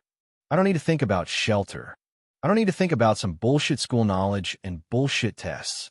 I don't need to think about how to earn money. I don't even need to think about family or friends. For a while, Sean simply looked at his room in silence. It was such a weird feeling. For the past 6 months or so, Sean had to constantly worry about survival. Even more, he hadn't even been able to truly let himself go in training. After all, he had never been truly safe. Plenty of beasts had been prepared to attack Sean during his training in the past. But here, nothing. Even more, Sean didn't even have to follow an actual schedule. As long as his power progressed at sufficient speeds, he would be golden. He could even skip every single class if he wanted. In a way, the Academy was also a form of wilderness. After all, fighting wasn't prohibited.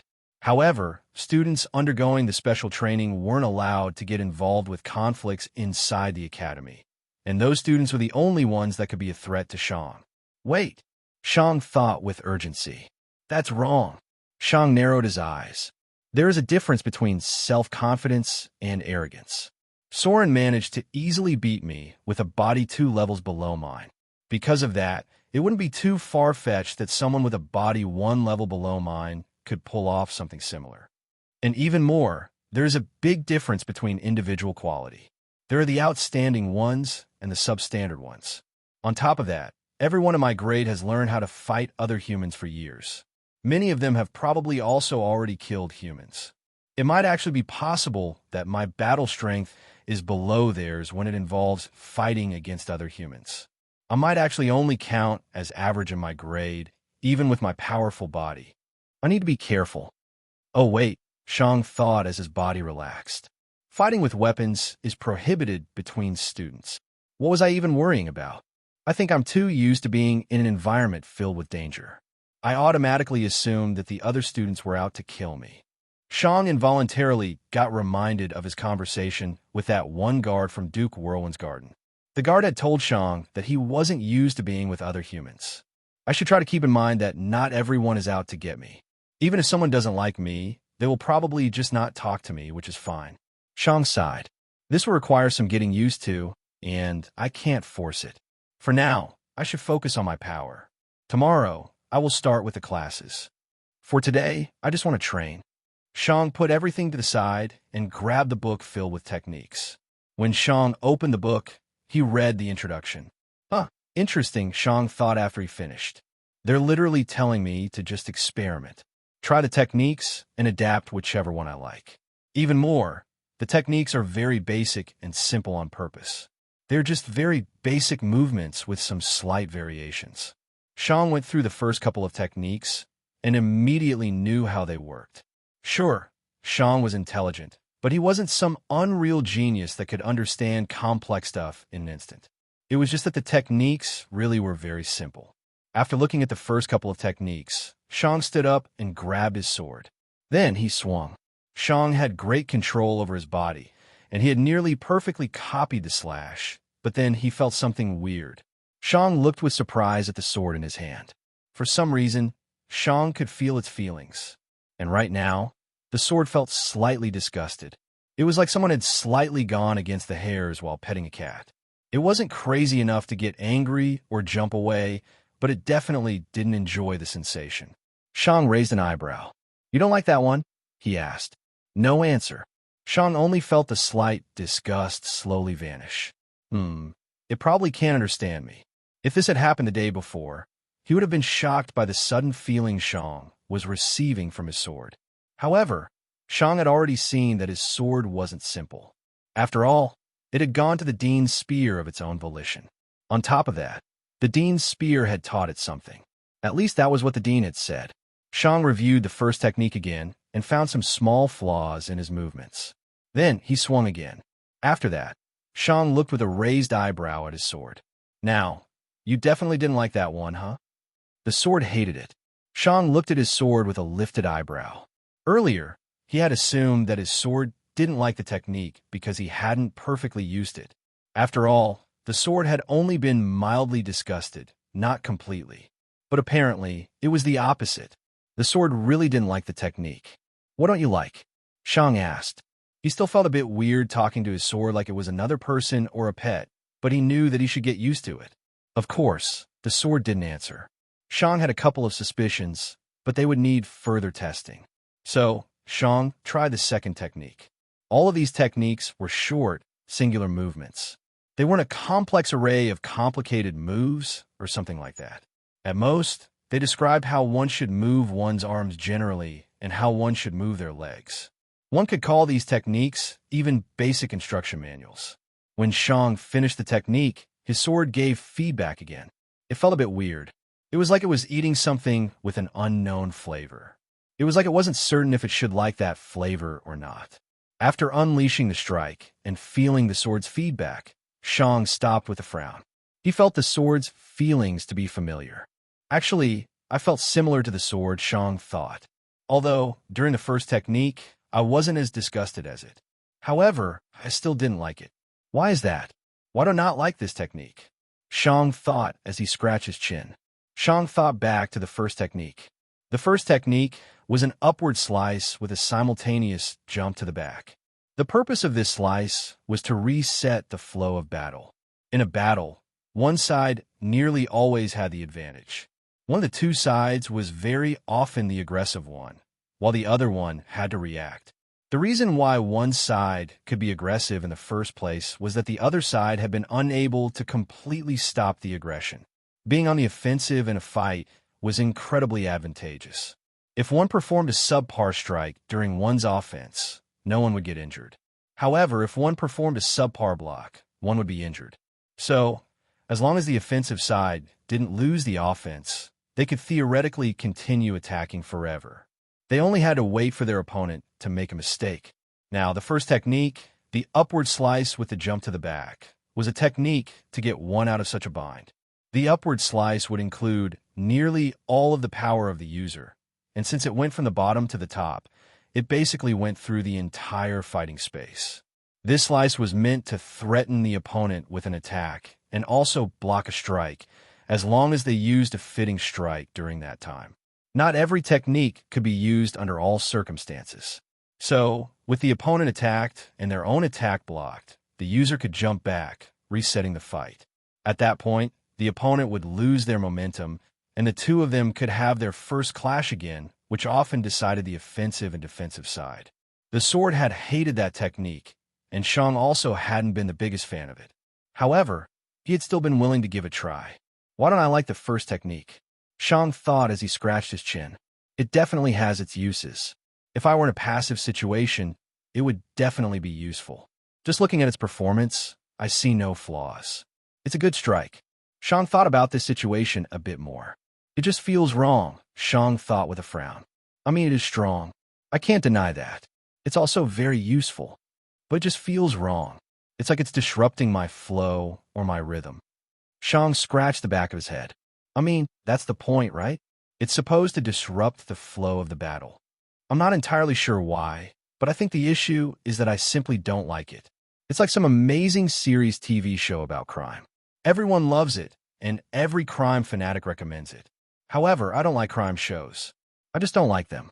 Shang looked at his sword. I guess it's similar with this technique.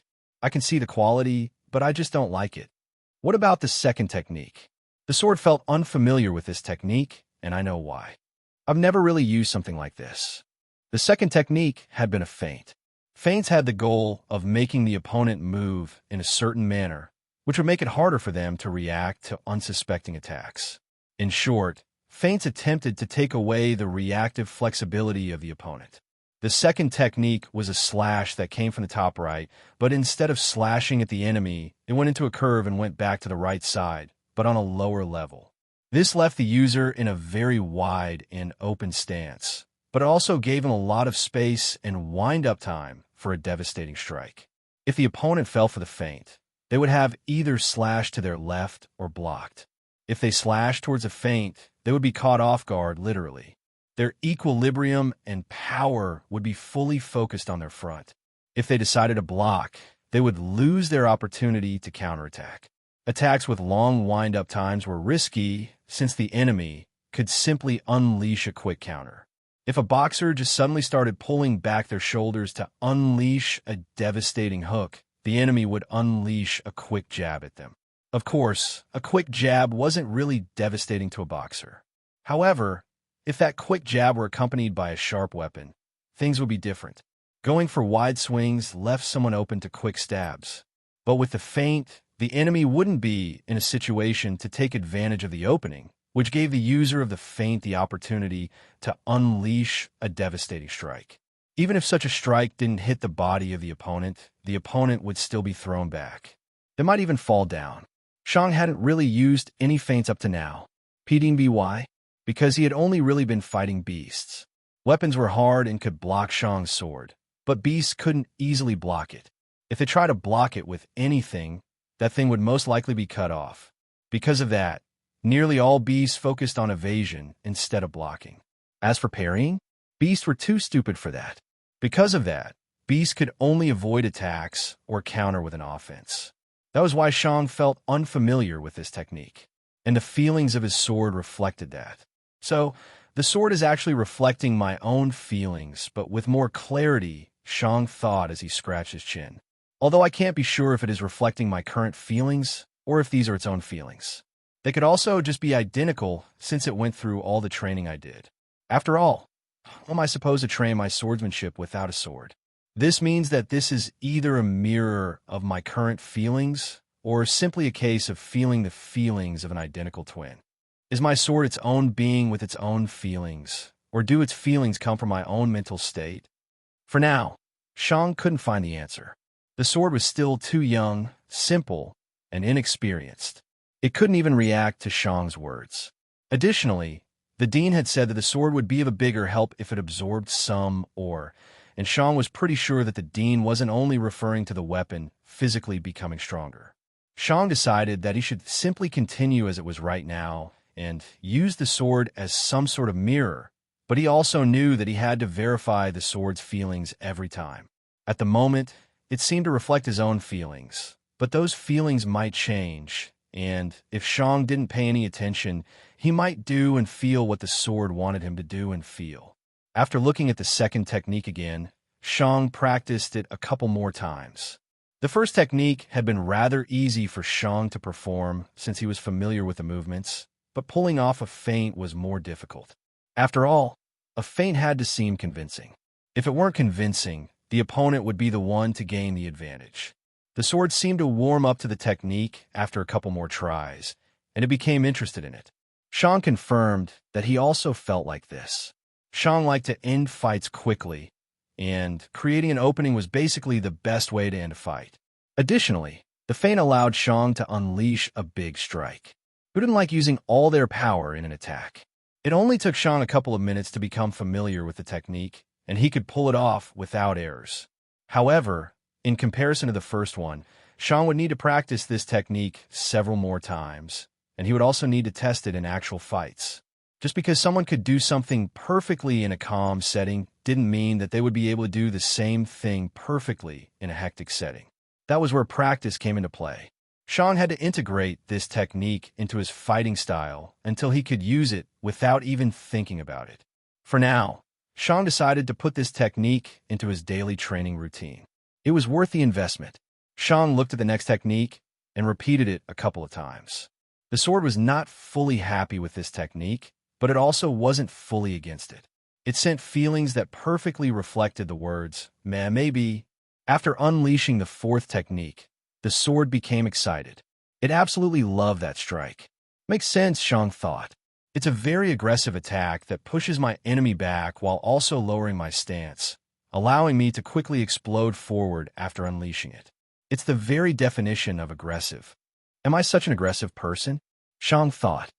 I don't know. Maybe? Not sure. Probably? Yeah, probably. Okay, definitely.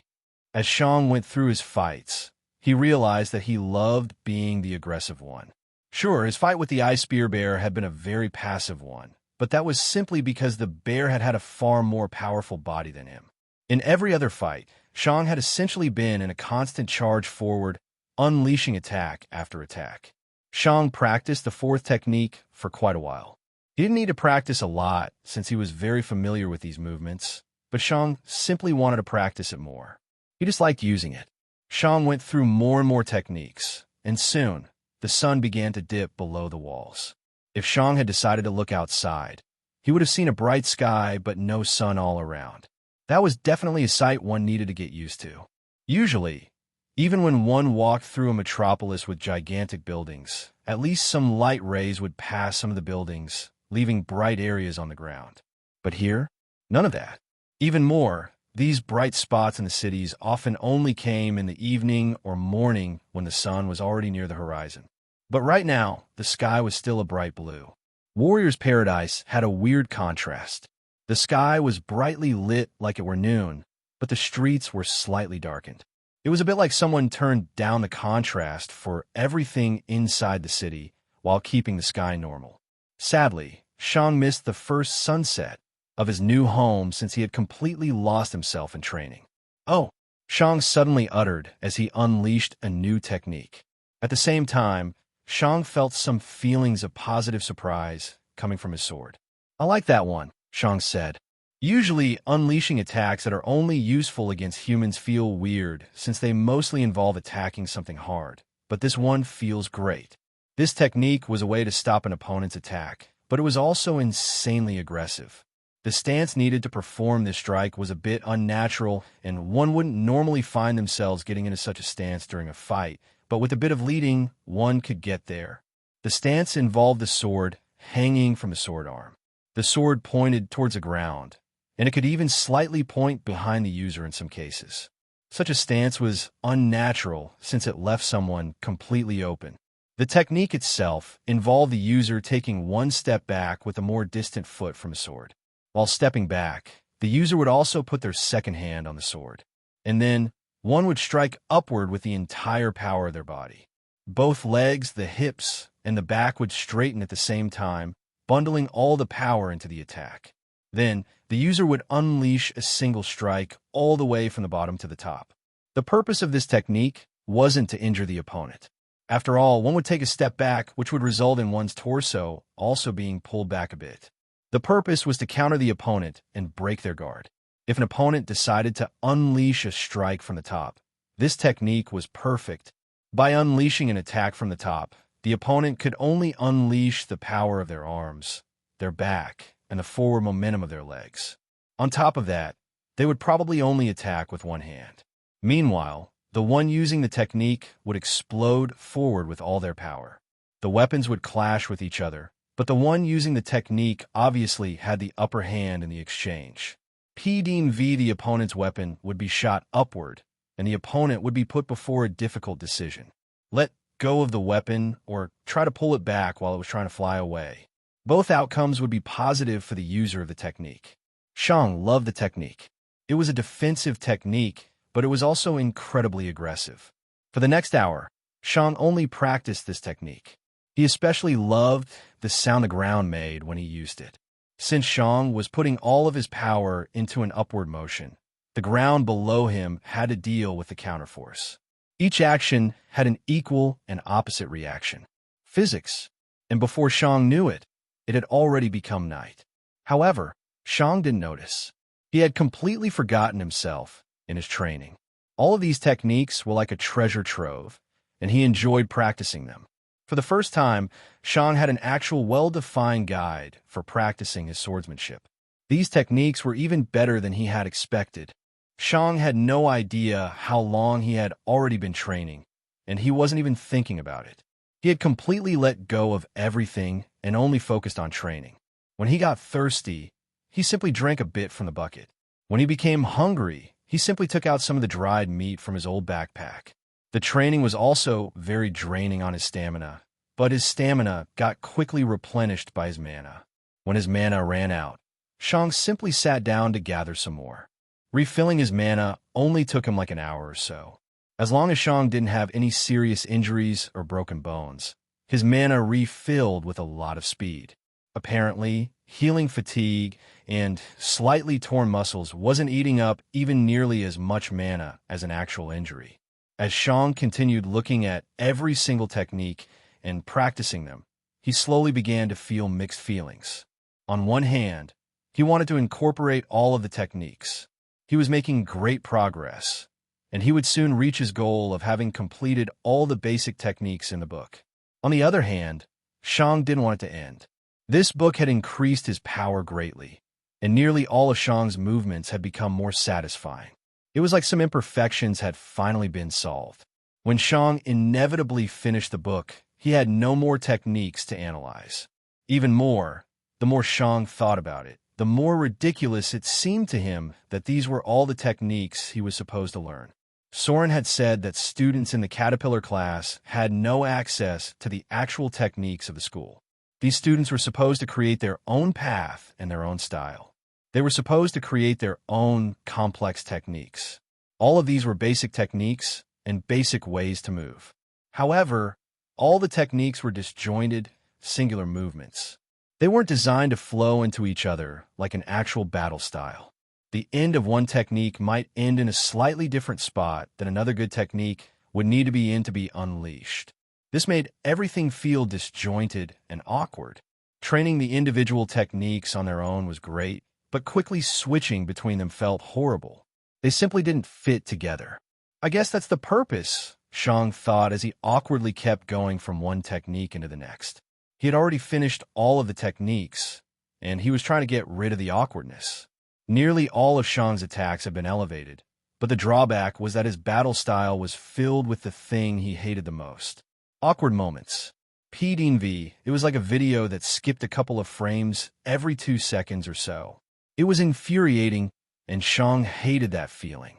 His previous training in the wilderness had completely focused on becoming faster and getting rid of these awkward moments.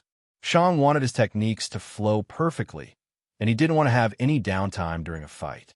He wanted to attack and attack and attack and attack.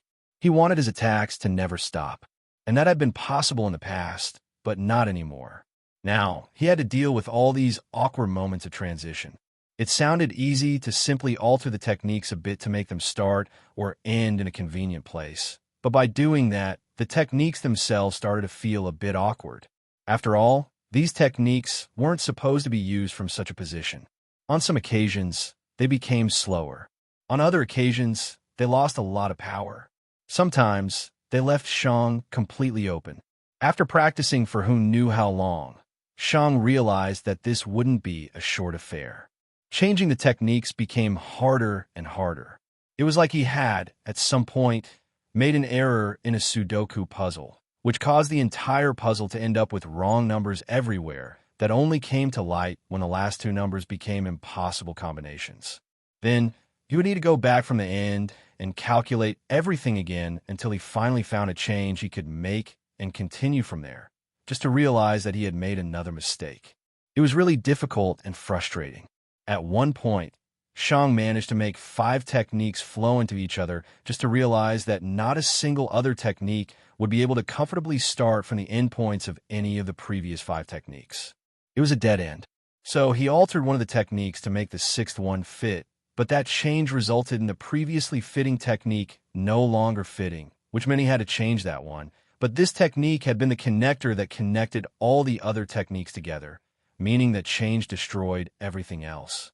It was like Shang had to solve a colorless jigsaw puzzle with no border or corner pieces. He simply had to start with a random one and try random pieces. However, not every outcropping of every piece was unique, which meant that some pieces that weren't supposed to be there fit into the outcropping regardless. It was ridiculous. Even more, there were so many permutations to unleash all these different techniques that it didn't even make sense to write them all down. Sure, the changes one could do in a technique could only be so numerous until it stopped being that technique, but with every single technique having so many potential changes, the total number of combinations reached ridiculous levels. How many possibilities even are there? That technique has like 5 possible changes. That one has 3. That one has 6. That one has 4. That one also has 5. That's 5x, 3x, 6x, 4x, 5. 1800. 1,800 for 5 techniques. Shang glanced over at the book, which had about 50 techniques in it. 1800x, 5x, 2x, 4x, 7x, 5x, 3x, 4x, 8x, 3. I lost a number. I think the latest number was nearly at 1 billion. And how many techniques had that been? Like 14 or 15. From a number of 5 changes, the number went to nearly 1 billion in only 14 steps or so, and there were over 30 left. How many zeros would that number have? Sure, not every technique would flow into every other one, but even if Shang divided the final number by 1,000, it would still be a number far above anything even remotely practical. For a while, Shang only looked at the book with techniques. Right now, Shang's feelings toward the book had changed. Earlier, he had loved it, but now, he wasn't so sure anymore. He had already practiced all the relevant individual techniques several times, and he had already changed the way he was attacking. But now he was stuck with these awkward transitions between attacks. Yeah, no, Shang thought. I don't have time until the heat death of the universe sets in. Shang sighed. I guess I can't get through this methodically or with brute force. I think I can only trust my feelings on this and slowly make progress. As long as I keep practicing repeatedly, I will eventually manage to combine several of them in a way that makes sense. Shang put his head in his hands as he looked at the book. There are essentially infinite combinations in that book, and I'm pretty sure there are far more ways than one to combine all of them. I have to say that this book is insanely useful for students of the Caterpillar class. We get a couple of techniques to give us a rough guideline on how to move in a fight, but the possible combinations are impossible to fathom. Sure enough, I'm forced to completely rely on my instinct, which is probably what they want. They want me to create my own style after all. Anyway, I made quite good progress, and I managed to combine at least some of them. Brute forcing like this would only have so much effect. Guess I should actually visit the lessons now. How late is it anyway? Shang decided to take a shower first before anything else. He probably smelled horrible, and his old clothing was sticking to him, which was annoying. PD before today, he hadn't really bothered with how dirty his clothes felt since he hadn't had many alternatives, but now he had. Shang put his old clothes to the corner of the room and tilted the magic bucket. Sure enough, as soon as he tilted it, a lot of water came out. It wasn't flowing incredibly fast, but there was quite a lot of water. Sean had taken baths before in this world, but never a real shower. Back on Earth, he had exclusively showered since it was faster and since he loved the feeling of cold water running down his body. It felt a bit weird to have no soap available, but he had to learn to live with that. After Sean was done with the shower, he looked at his hair. He contemplated cutting it, but he had only been here for half a year. Right now, his hair was a bit too long for his liking, but it wasn't overly bad. Then, Sean touched his face to feel his beard. Sure enough, the growth of his beard could, at best, be called spread out. Additionally, he had that typical teenage mustache with these thin hairs. Sean took his sword and tried to shave, the keyword being tried. The sword just didn't want to cut him. "Come on, I only want to cut off some hairs," Sean said to his sword. His sword didn't react. "Come on, just become sharp," Sean said, lightly tapping his arm with his sword. Sean only felt feelings of confusion coming from the sword. For the next couple of minutes, Sean tried to communicate with his sword, but he only received confusing or angry feelings. The sword either had no idea what he wanted or became annoyed at Sean needlessly slapping it against his body. In the end, Sean gave up with a groan. Its mind simply wasn't powerful enough to communicate with him effectively.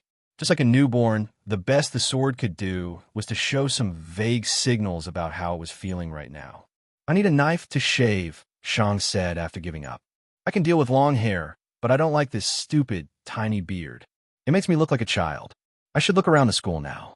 Maybe I can buy a knife with gold, and while I'm at it, I can also get to know the surroundings." Sean went over to his uniforms and was about to pick up the green uniform. But then he stopped. Green," Sean commented with a frown. "I'm not really a green kind of guy."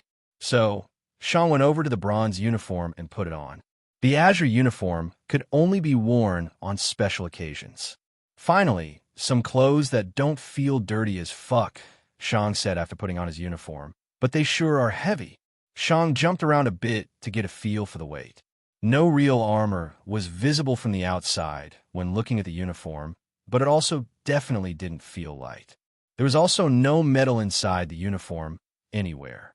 So, the weight had to come from the fabric itself, which felt weird to Sean. What fabric was this heavy? Luckily, Sean's body had long gone above anything possible on Earth. Sean could break a huge number of world records without even trying really hard. On Earth, wearing such a heavy uniform was definitely very uncomfortable for long periods, but here, it was only a matter of time until he got used to it. To Sean, it felt no different from putting on a normal jacket. He felt the weight, but he could ignore it after a while. Socks," Sean said as he saw the socks. "Been a while since I've worn those. And actual shoes, wow." Sean looked to the side of the uniform and saw a couple of rings made of fabric hanging from the uniform. "I guess that's for my weapon. Sadly, my sword's too long to carry at the waist." Due to the unique look of Sean's sword, he had to carry it differently. Usually, one-handed swords were supposed to be worn at the side, since that would give quick and easy access. However, since his sword was too long, it had to be put on Sean's back like a two-handed sword. Sadly, that looked a bit ridiculous. Yes, Sean's sword was about as long as a two-handed sword, but it was far too thin for one. That made the sword on his back look a bit out of place. Sean looked out a little slit that was his window, but he couldn't really tell how late it was. He saw the light coming through it, but that was it. Then, Sean left his room for the first time in quite a while. Sean saw no one in the hallway, but he heard the sounds of training and fighting from outside. He went over to the stairs and walked down to the first floor, which he then exited. Now, for the first time, Sean could really look at the academy while it was busy. There were several training fields at the sides of the academy. The fields weren't separated by fences, but lines. There was basically no flora in the academy, and there were only a couple of beasts. However, these beasts were inside special arenas, and they were all fighting some students. Sean's attention was drawn to the beasts since he hadn't seen a lot of them before. There were a couple of lizards, badgers, snakes, and there was even a bear. Sean could also see a couple of flying beasts, but they were on the rare side. The students were of all ages, but they were always grouped into similar age groups. Most of the groups had a teacher overseeing them, but not all of them had one. Sean guessed that the groups without a teacher were not taking part in a lesson, but just training regularly. All in all, Sean guessed that there were over 1,000 students on the fields, quite a lot. Suddenly, out of Sean's peripheral vision, he saw a hand come toward his right shoulder. Pack! Out of reflex, Sean shoved the hand to the side with his right arm. He hadn't even thought about his actions before he had done, so since his long training on Earth had conditioned him to block hands coming for him unexpectedly. Huh, Sean heard as he looked to the owner of the hand. It was a blond guy with a long halberd on his back. Judging by his height and face, he was probably around 17 years old. At the moment, he was looking with surprise at Sean. Sean looked at the guy with furrowed brows. After a second, the guy only snorted humorously. Not bad, kid, but move out of the way now. Sean was blocking half of the entrance of the building, but instead of going to the side, the guy had intended to shove Sean to the side. The shove hadn't been very strong, but it still very clearly shown the guy's intention. Without even waiting for Sean to move to the side after he said his phrase, the guy moved his hand with a lot more speed toward Sean's shoulder to shove him to the side. Apparently, his pride had been hurt by Sean blocking his hand. Sean only narrowed his eyes as he looked at the guy. Pack! Sean easily shoved the hand to the side again, making it miss his shoulder. For a moment, the two of them only looked at each other. Then, Sean walked to the side, making room for the blond guy. Without saying anything, Sean simply gestured to the free door. For a bit, the blond guy looked at Sean with furrowed brows. On one hand, he could pass now, but on the other hand, Sean had shoved his hand to the side. The guy definitely didn't like that a mere kid was looking at him like that. Tisich, don't do something like that again if you want to survive in the academy, the guy spat before he entered the building. Sean didn't answer, and his eyes didn't follow the guy. With his actions, Sean had shown that he was willing to comply, but also that he wouldn't accept being mistreated. Sean had shown that it was a bad idea to pick a fight with him, but he had also not provoked the other person. He hadn't insulted him or berated him. He had only dealt with the action that went too far without teaching the other side a lesson. Could Sean have verbally attacked the guy after his little verbal provocation? Sure, but why should he? It was simply someone that wanted to save some face after receiving a perceived loss. Many times, when someone felt like they were losing a confrontation or a discussion, they tried to get one last jab in before leaving. Something like that was a bit cowardly, and one could certainly start the entire confrontation again based on that last jab. However, Sean had better things to do than to argue with some random guy. Many people in Sean's place would have thrown a jab back. After all, he had been verbally attacked, so he had the right to attack back. But that wasn't Sean. Why? Because it was pointless. It was a waste of time. What was the point of beating down some random guy? Would Sean get fighting experience? No. Would Sean get money? No. Would Sean get training? No. So why should he do it? Just because it felt good? Because it felt good to stand above someone else? Sure, but here's the kicker. That feeling is only something someone without much self-confidence needed. Sean's self-confidence didn't come from beating up some random kid that insulted him, but from his actual power. After the guy entered the building, Sean walked forward, leaving the building behind. Sounds of fighting and screaming filled the area, and Sean got reminded of his old MMA gym. It hadn't been this crowded and loud, but the feeling was very similar. Sean followed the paved road for a bit until he reached a crossroads. The rulebook had included a map of the academy, and Sean knew where each road led. The western road led to the main building. The eastern road led to the city. The southern road led to an area dedicated to trading. It included the exchange hall for contribution points and a market with plenty of useful wares for warriors. Of course, the market only accepted gold. The northern road led to the most training fields and arenas. Sure, the fields and arenas were basically everywhere strewn around the academy, but the biggest of them were in the north. Since Sean was interested in purchasing a knife, he went towards the south to the market. You seem pretty strong. Sean couldn't take more than a couple of steps before someone stopped him from the side. Is there something you need? Sean asked neutrally. The person that had stopped Sean was someone at his age, 14 or 15 probably. He had icy blue hair, and Sean could feel a bit of ice mana swirling around him. On his waist, he carried two long rapiers. Shang had the habit of analyzing everyone around him and thinking about how they would fight, and this boy wasn't an exception. Shang guessed that this boy wasn't a pure warrior, but a magic warrior, someone that practiced magic to enhance their physical fighting capabilities. With his 2 rapiers, he was probably someone that struck quickly and with precision. However, for some reason, Shang felt like the boy in front of him was weak.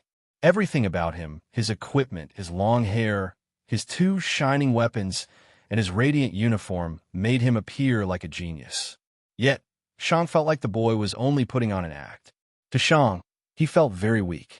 The boy smiled with confidence, his smile brightening up the surroundings. I've seen how you dealt with one of the upperclassmen, and I think we too can be useful to each other. Useful? In what way? Shang asked neutrally. Well, you see, I'm Stars Gerben from the Gerben National Resource Trading Firm. The boy, Stars, said with a graceful tone. I've recently joined the famous Warriors Academy, and I'm planning on creating a group of like-minded individuals. Not interested, Shang said directly. Stars looked with shock at Shang for a second. Then, he put on a bitter smile. Excuse me, have you heard of the Gerben National Res Dash? No, Shang answered, interrupting him. He didn't want to listen to that annoyingly long name again. Star's left eyelid twitched a bit, but he still kept up his polite smile. Well, you see, the Gerben Nat Dash. Doesn't matter, Shang said, interrupting the boy again. Your background doesn't matter in here, and as I've said, I'm not interested. Then, Shang continued walking. After Shang said that, the polite smile vanished from Stars, and an icy expression came over his face. Are you sure you want to do this? He asked slowly. Shang stopped walking and slowly turned around. Then, he looked into Star's eyes. Since you've been polite up to now, I'm willing to give you an honestly well-meant hint. This is not some veiled insult or something said to provoke a reaction from you. It's an actual piece of advice. Stars only lifted an eyebrow. Your act only works on warriors that haven't been through enough life-threatening situations in their lives, Shang said. You can fool those warriors, but those warriors are worthless to begin with. In this world, for hands can't beat 2 fists. Give up, Shang said. Give up trying to create power. You obviously haven't been in danger in your life, and an experienced warrior can see that. Don't try to get around the pain of training by using your political ability to create some form of power. You're too weak for such an undertaking. Go back to training. Star's eyes narrowed, and Shang could not only see anger, but actual hatred inside them. Obviously, Shang had hit a nerve with his words. Based on that look, Stars had probably heard exactly these words a couple of times before in his life. Otherwise, he wouldn't have had such a strong emotional reaction. Shang guessed that Star's parents had probably said something similar. So, how did Stars react? He sighed, turned around, and left. A couple of seconds after Stars left, Shang sighed. Me and my big mouth. I wanted to give him some honest advice, but see where that got me. I'm pretty sure that guy's going to send his goons at me later for my perceived disrespectful behavior. P. Dean V. Shang continued walking to the south while scratching his chin. Honestly, I don't want to deal with every annoying guy individually. I think I should make an example out of the first group. Shang reached the market after a bit of walking. Sure enough, there were plenty of stalls here. Some of the stall owners were trying to attract customers by shouting out what great prices they had, but some didn't shout anything. Shang walked around the market for a bit under the constant barrage of offers. He didn't really listen to all the shouts since no one was shouting about knives. But then, Shang suddenly halted and turned in a different direction. He had just heard something interesting. Shang had thought that he was immune to the devious powers of marketing. Sadly, he had been mistaken. You said you have rank 2, or? Shang asked the smiling merchant. Of course. Only the finest ores at Willie's 5-Finger Emporium, the merchant said with a wide grin. I'm interested, Shang asked. Could you show me what you have to offer? Sure thing, the merchant said as he took out 8 different pieces of ore. Obviously, these pieces weren't everything he had to offer, and they only were for display purposes. Shang looked at the 8 pieces of ore. We have more to offer, but I only brought out the best for you, the merchant said with a wide smile. These are our finest rank 2 ores, 7 for all the different affinities, and 1 for warriors that decided to take on a purer path. Shang nodded as he looked at the 8 stones. Can I touch them? Sure thing, the merchant shouted as he pushed the stones forward. Shang took each stone into his hand one by one and acted like he was inspecting their quality. In truth, he had no idea about or he was actually just feeling the reaction of his sword. Whenever Shang took hold of the stone, his sword would vibrate, and Shang could feel excitement and hunger coming from it. The sword's reaction to the stones was the same for all of them. Apparently, there wasn't anything special about them. They were all equally interesting to it. Shang had wanted to test if his sword preferred materials from a specific affinity, but it didn't. Everything was the same to it. How much for the Earth Affinity one? Shang asked. How much do you need? Our prices depend on how much you purchase, the merchant answered. Enough to completely reforge this sword, Shang said, slightly rotating so that the merchant could see the sword on Shang's back. Pulling out the weapon was forbidden, so Shang had to show his sword this way. The merchant looked at the sword and nodded with a wide grin. You're in luck. That should be just enough to qualify for our lowest bulk purchase discount. How much? Shang asked. To reforge your entire sword, you need around 7 units of ore, which would come to 150 gold, but with the bulk purchase discount, it's only 140 gold, the merchant said. Shang nodded. What about the Ice Affinity one? The Ice Affinity is much rarer than Earth Affinity, so it's slightly more expensive. The same amount of the Ice Affinity one comes to 200 gold naturally, but 190 gold for you, the merchant answered. Shang nodded. What about the one without affinity? That's our cheapest one, and it only costs 100 gold. Sadly, since they are in higher demand, we can't offer you a bulk purchase discount, the merchant said. Shang nodded again. Thank you for your time. However, at the moment, I lack the funds to purchase any of your wares. I'm very interested in them, but just for the moment, I have to decline. When I have the necessary funds, I will come back to take a closer look, assuming I don't find a better offer in the meantime. The merchant deflated, but he didn't lose his smile or professionalism. That's okay. You can find me here Monday to Wednesday. I wish you luck in acquiring the funds you need. Shang nodded and said his goodbyes. So that's the trade-off, huh? Shang thought as he continued looking for a knife. The selection of wares here is more than broad. From what I can tell, there is stuff from all around the world here. The students can find everything they will ever need in this marketplace. However, in return, the prices are ridiculous, Shang thought. That one guy I met in one of the towns on the way to Warrior's Paradise offered me, or of similar quality, for only 40 gold. Sadly, he had only one kind of rank 2 ore for sale, and there hadn't been another merchant that sold rank 2 ore. And I can't blame them.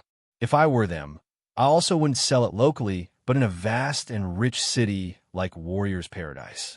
Most students come from prestigious backgrounds, and they're not lacking any money. The merchants can sell their wares without competing in prices in the academy. If I want to upgrade my sword, I need to get some gold. Additionally, I should ask one of the teachers where the ore is sourced. Maybe I can get it cheaper by traveling there. After walking around the marketplace for a while, Shang found a stall that sold knives. It was a hunting store, and the knives they sold were for skinning beasts. Oftentimes, hunters didn't go into the wild forest just to hunt one single beast. Most of the time, they went in there for the entire day, killing everything they could find and were allowed to kill. Beast meat could be sold for quite a lot of money, but the ratio of gold to volume and weight was far lower than things like teeth, fur, and claws. Not many people had space rings, which meant that they had to carry their prey with beast sacks. PDV, if they carried the entire corpse, they would need to return to Warrior's Paradise immediately since they simply couldn't carry more. Because of that, most of these kinds of hunters simply removed the most valuable things of their prey and left the meat and bone in the wild. That also had the positive side effect of increasing the beast population again. After all, the corpses would quickly be consumed by the wildlife there. Shang purchased a skinning knife suitable for all beasts in the first realm for 2 gold. There were no shaving knives on the market since every warrior in the academy simply used their weapons to shave. Of course, a lot of them simply didn't shave at all. After getting the knife, Shang also went to the exchange hall, the place where students could exchange their wares for contribution points and vice versa. Shang asked the clerk to check his balance, and the clerk said that Shang had 20 contribution points on his account. Apparently, 20 contribution points was how much the full corpse of a pest cat was worth. Shang knew that attending a normal lesson gave a student 1 contribution point, while attending a core lesson gave them 2 contribution points. Core lessons were the class-specific lessons for whichever class the student was in. 1 pest cat is worth 10 core lessons or 20 normal lessons. That's not much, but also not little. On one hand, someone needs to study for basically an entire week to get that many contribution points, but on the other hand, someone doesn't have to put themselves in a danger for only 1 week. I guess it depends on the power of the student, how they view the situation. Shang also checked up on the prices of the ore in the exchange hall. Shang looked at the 4 people plus stars with an even expression. He had seen this situation coming from a mile away. Fucking kids. Every time something doesn't go their way, they have to try to change something instead of realizing that sometimes the best way is to simply accept their current situation, Shang thought with annoyance. Shang sighed and walked toward the building, which meant that he was effectively walking toward the group. Shang had seen how the group had let others pass through without any issues, but sure enough, as soon as Shang arrived near them, they stopped before him. Instead of looking at the group of goons, Shang looked at Stars with a bored expression. "Is this what you decided to be the best course of action?" he asked. Stars definitely didn't like Shang's lack of fear or respect. Didn't that guy know that he was surrounded by 4 students of the Warriors Academy? Every single student had great potential, and there were no weak ones. Being surrounded by 4 warriors outside might not be that bad, but in this school it was bad. None of these 4 students was weak. "This wasn't my choice, but yours," Star said with a helpless sigh. "If you hadn't tried to disrespect me, I would have simply let you go, you know? Do you not realize where we are?" Stars asked helplessly as he slowly shook his head. "This is the Warriors Academy. You can't afford to be disrespectful to others, or you will find yourself at the end of a blade. If you want to make it here, you have to defend your honor if someone disrespects you. You gave me no other choice." It wasn't hard for Shang to see through that bullshit. One had to defend one's honor. No, it wasn't hard to just walk away. As long as someone didn't physically attack someone else, it wasn't necessary to start a fight. They couldn't even fight with their weapons, which meant that they wouldn't even get any fighting experience with their weapon. On top of that, contribution points couldn't even be transferred between students. That rule existed to stop the top few students from cannibalizing the bottom 90%. Sure, the academy didn't have anything against students fighting against each other, but they didn't want 90% of the students to be essentially crippled. In short, there was literally no point in them fighting. No one would benefit. PDV, it was simply kids doing kid stuff. Shang looked away from Stars and looked at the 4 people who had surrounded him by now. If this were Earth, Shang would have long fled. Fighting 4 trained fighters was impossible, even for the best fighter on Earth. A human only had a limited number of arms, and they didn't have eyes on the back of their heads. In movies, it was normal for one guy to beat up like 10 people, but in real life, it didn't work like that. If one looked closely, one would always notice that the actor in the movie never got attacked by every enemy at once. They always came in small waves. In real life, it didn't work that way. On Earth, Shang could have punched away maybe 1 or 2 guys if he was faster and more powerful than them, but while punching the first 2 away, the other 2 would have already hit Shang on the back of his head. Then what? His consciousness would be shaken, and the 4 would throw him to the ground and kick him. At that point, it would already be over. However, this wasn't Earth. In this world, Shang didn't need to fear numbers as long as they didn't reach ridiculous heights. The 4 students around Shang were 14 or 15, except for one person who looked slightly older. Shang guessed that the last guy was probably 17 or 18. So, at what stage were the students surrounding Shang? 3 were at the early soldier stage, and the older one was at the middle soldier stage. Shang was at the peak soldier stage. This was a gigantic difference. There were 5 levels in each realm. Initial, early, middle, late, peak. So if described with levels and numbers, Shang's opponents would be level 2, 2, 2, and 3, while Shang was level 5. What did that mean in terms of fighting capability? This meant that Shang outclassed every single one of his opponents by a factor of 3, at least. If put into perspective, it was like an adult male being besieged by 4 10-year-olds. Because of that, Shang wasn't even nervous. He simply waited for them to make their move. When Star saw that Shang didn't answer, he became annoyed. "This is the one," the oldest of the group asked Stars. Surprisingly, his voice didn't sound too happy. Shang looked at the oldest of the group when he spoke, and the oldest looked back. However, Shang noticed a subtle reaction. He was afraid. Sure enough, he noticed my power, Shang thought. Based on what I've heard, the latest entrance exams have been like 2 or 3 months ago, and these guys are definitely amongst the youngest. That means that they most likely joined the Warriors Academy with the latest batch. But the older guy has been here for at least 2 additional years, probably more. It would be unforgivable if a student that had been in the Warriors Academy for so long didn't have the ability to roughly estimate an opponent's power. "Yes, this is the one," Star said with a polite smile. When he talked to Shang, he acted like a sneaky serpent, but when he talked to his underlings, he was polite. "And you want us to beat him up?" The oldest of the group asked for confirmation. "Sadly, I have no other choice," Star said with a sigh. "If we want our group to grow, we have to show that nobody can mess with us." When the oldest of the group heard that, he grimaced. Then he looked at Shang, who looked back neutrally. The oldest gritted his teeth. It was like he was making a very important decision. The others were waiting for the oldest student's signal. He was their squad leader, and he had to give the order first. The oldest student took off one of his rings with anger. Shing! Several different items appeared in front of the older student, as well as a ton of gold. Stars and everyone around him looked with surprise at the oldest student. What was he doing? The student took a huge sack of gold, put in the space ring, and then, clink, he threw it at the ground in front of Stars. Space rings were very durable as long as someone didn't put the wrong stuff into them. After all, they had to hold even in fights.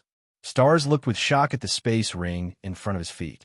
"Take your gold and your space ring back," the oldest student said. "I'm leaving." Stars and his lackeys only looked with shock at the student. Meanwhile, the student grabbed his belongings and looked at Shang with a serious expression. "I'm sorry for standing in your way," he said solemnly. Shang nodded. "It's fine. We all make mistakes. At least you managed to rectify yours before it became too late." The student nodded and smiled a bit. "Thank you." Then, the student looked at his former members. "If I were you, I would quickly leave," he said. Lastly, the student quickly packed his stuff and entered the building. He probably wanted to put his stuff away first before doing anything else. Shang threw a glance after the student and looked at the space ring in Star's hand. A space ring and a huge sack of gold. Even I'm interested. Sadly, it's forbidden to steal inside the academy. Stars didn't know how to react. His strongest member had left just like that. Why? So what if that guy was strong? They were 5. Why'd he leave? On top of that, this guy was their age. How powerful could his body possibly be? Even if he somehow managed to get a body in the middle soldier stage, the older student had several years of battle experience on him. "And what will you do now?" Shang asked. Stars turned to Shang when he spoke, but he noticed that Shang wasn't talking to him, but to the other 3 students. "Someone more powerful and more experienced than you realized that it's not a good idea to attack me. Will you mindlessly follow your leader's orders, or will you make the sensible decision and leave?" "Don't listen to his empty words," Stars shouted with a furious expression. His polite and civil demeanor had completely vanished as he realized that Shang was threatening the group of people he had built up with so much work. Jerem was a coward. We were 5 people, and he's several years older than him. So what if this guy is strong? We are 4. He is 1. How strong can he be? He's just as old as us. Stars shouted. The other 3 students were no longer calm. They had no idea what they should do now. They didn't have the experience or instincts to feel another human's power. They were simply new students from middle-ranked families. They didn't know how powerful their opponent was. 2 conflicting streams of logic collided in their minds. Their squad leader had given up without a fight, which meant that this guy had to be really powerful. However, he was also only 14 and 15. So, how powerful could he possibly be? These were the two thoughts that collided with each other. Which one was right? They had no idea. Meanwhile, several other students had stopped at the side. They had noticed that something interesting was going on, and they came to watch. The more experienced one of the students felt Shang's power and became shocked. Someone that young had such a powerful body. How was that even possible? Did he come from some high-ranking noble family? But when they overcame their shock, they only grinned. Oh, this was going to be good. Stars noticed all the students stop around them to watch. As Stars saw all the eyes watching, his anxiety shot through the roof. He couldn't humiliate himself in front of so many students. He felt like the entire academy was watching. Stars had already begun to suspect that going against Shang might not have been the smartest idea, but he couldn't back down now. If he retreated now, after putting on such a grand act, he wouldn't be able to look anyone in the eyes anymore. He had to go through with it to the end. At worst, he would have to receive a slight beating. His family name would protect him from the worst, at least.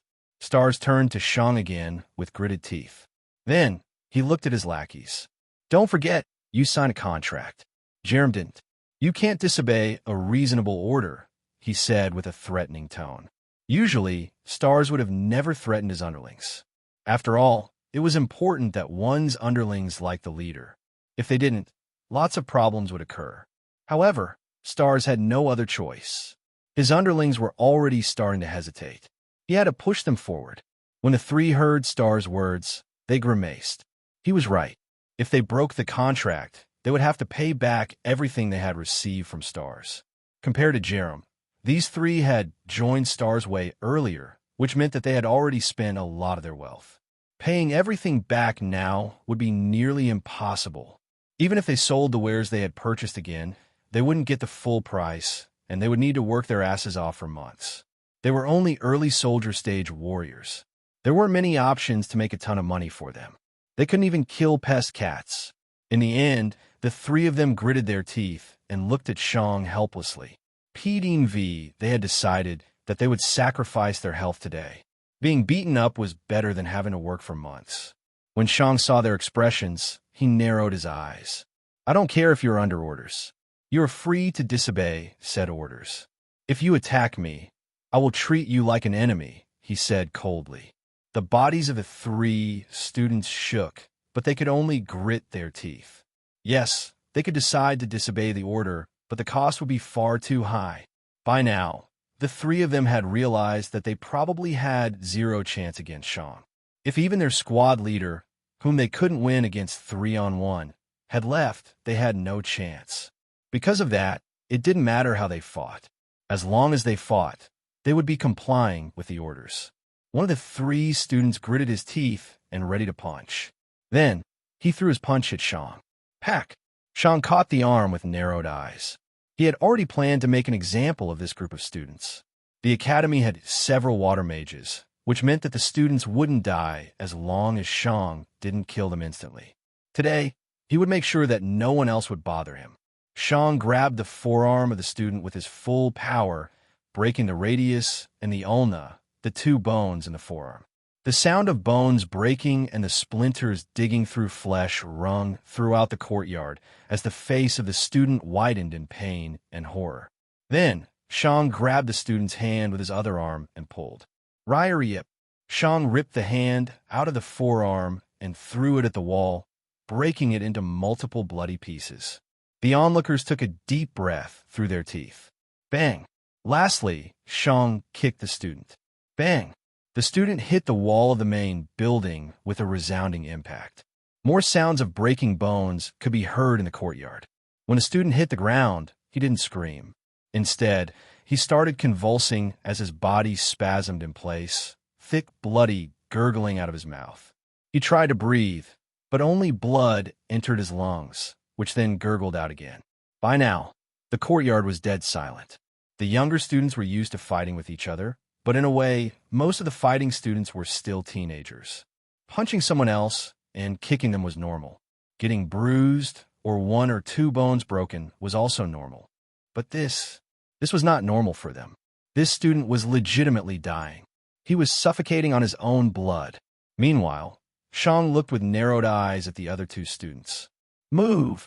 he said coldly. The other two students were frozen in terror. They had expected to be beaten up, but they hadn't expected that. This was not normal. This was not just a beating.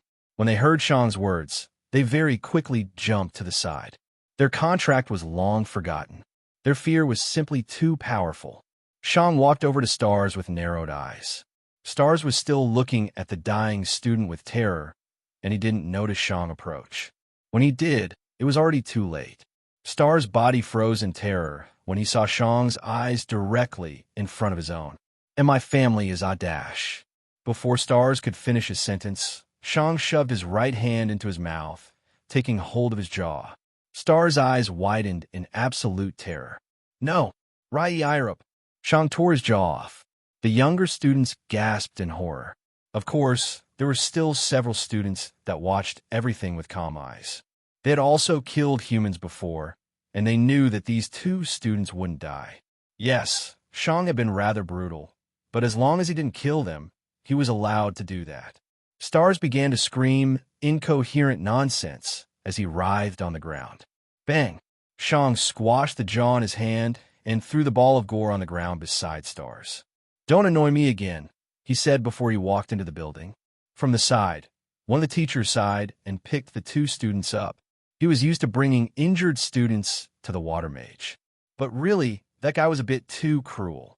Regrowing something is many times more expensive than simply reattaching something. Did he really have to destroy that arm and jaw? Well, I don't have to pay it. Shang closed the door behind him after entering his room. Then he just stood there in a mostly dark room. The small slit didn't let much light through. Silence. Shang just waited in silence. At the moment, Shang's heart was beating rapidly as sweat ran down his body. A deep feeling of guilt was inside his heart. He had acted cold-hearted and brutal, but that didn't reflect the truth. This was the first time after that fateful night that Shang had injured another person to such an extent. Punching someone, breaking an arm, or similar things were still relatively normal to Shang. After all, he had been a fighter in his past life, and it was normal for fighters to get injured in a fight. However, what he had done out there was not normal for a fighter. Shang might be in the body of a 15-year-old, but in his mind, he still viewed himself as a 23-year-old. So, when he looked at the other students, Shang didn't see people of his age, but kids. They were children. Additionally, what would they have done to him? At most, they would have broken one or two bones and would have given him some bruises. Shang had seen the ill intent in their eyes, but Shang hadn't felt true maliciousness coming from them. They only wanted to beat him down to show their superiority. They were just kids. Yet, Shang had done horrible things to them. One of them had been close to death, while the other one went through unimaginable pain. Piding V. Shang had his reasons for acting this brutally, but it was still difficult. On Earth, Shang would have gone to prison for his actions. Yes, they had attacked him, and Shang had the right to defend himself, but that was it, defend. Regarding the first guy, breaking his arm and kicking him would have been enough. Shang's action of tearing his arm off had gone beyond mere defense. However, the worst offense was with Stars. Stars hadn't even tried to attack Shang. Yes, he had given the order, but he had never shown any intention of attacking Shang. Shang could have simply beaten him down, thrown him away, or immobilized him. Tearing out someone's jaw was not considered self-defense. "I've done the right thing," Shang thought as he took a deep breath. "With that display, fewer people will bother me in the future, and I won't have to do something like that again. The other students saw what happens when they try to attack me, and they won't try something like that again. My actions were right. It was the right decision." Absent-mindedly, Shang took the skinning knife he had bought and began to shave his beard. "I made the correct choice," he repeated to himself in his mind. As the rhythmic strokes of a knife continued, Shang continued to repeat the same words to himself in his mind. Shang didn't know how long he had been shaving, but when he felt something wet on his right hand, he stopped. He looked over and saw blood dripping down from the knife. Shang touched his jaw, but it had already fully healed. He hadn't even noticed that he had cut himself while shaving, and judging by the amount of blood, it hadn't been little. "It's a skinning knife. It's only logical that it cuts my skin while shaving. I should be more careful in the future," Shang thought before washing the knife and leaving it in his room. Sean also washed his hands before leaving the room again. Sean came out of the building and looked at the surroundings. The blood from earlier was gone, and the students were back to doing whatever they were doing.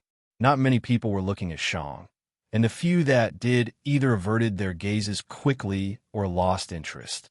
It was like nothing had happened.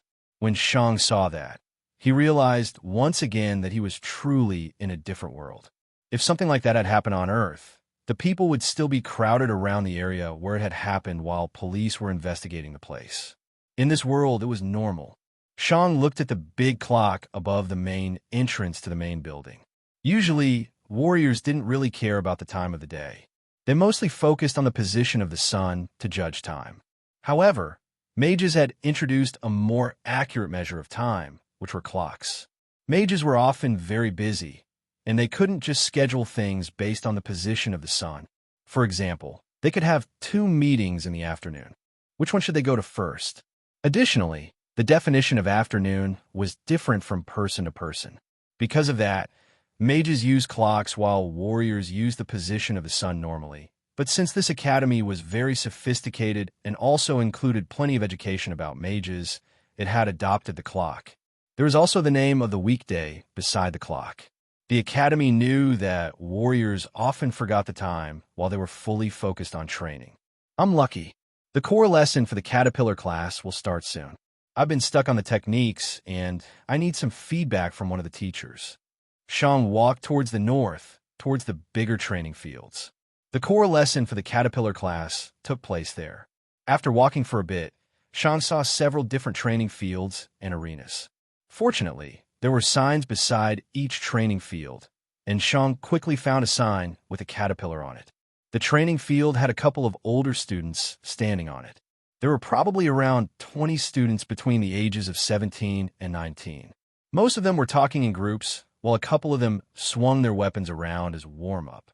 The students were allowed to draw their weapons on a training field, but they were forbidden from threatening others. If they wanted to mess with another student, they had to put their weapon away again. When Shang stepped onto the training field, a couple of students looked at him. Some of them furrowed their brows. Some of them looked with skepticism at Shang. Some narrowed their eyes, and some of them even smiled politely. But in the following seconds, the first 2 groups changed their expression to a surprised one before remaining in an awkward one. Shang was too young to have such power. Shang noticed all of that. Sure enough, these students are all very experienced. Some of them noticed my power at first glance, but even the ones that didn't quickly found out about it. This was a gigantic difference from how many other students had interacted with Shang. Stars and his group hadn't even realized when Shang threatened them. The older student in Star's group had slowly noticed Shang's power, but he had still taken a while to truly grasp it. The blonde guy that had tried to shove Shang to the side had also realized, but only when Shang had already shoved his arm to the side 2 times.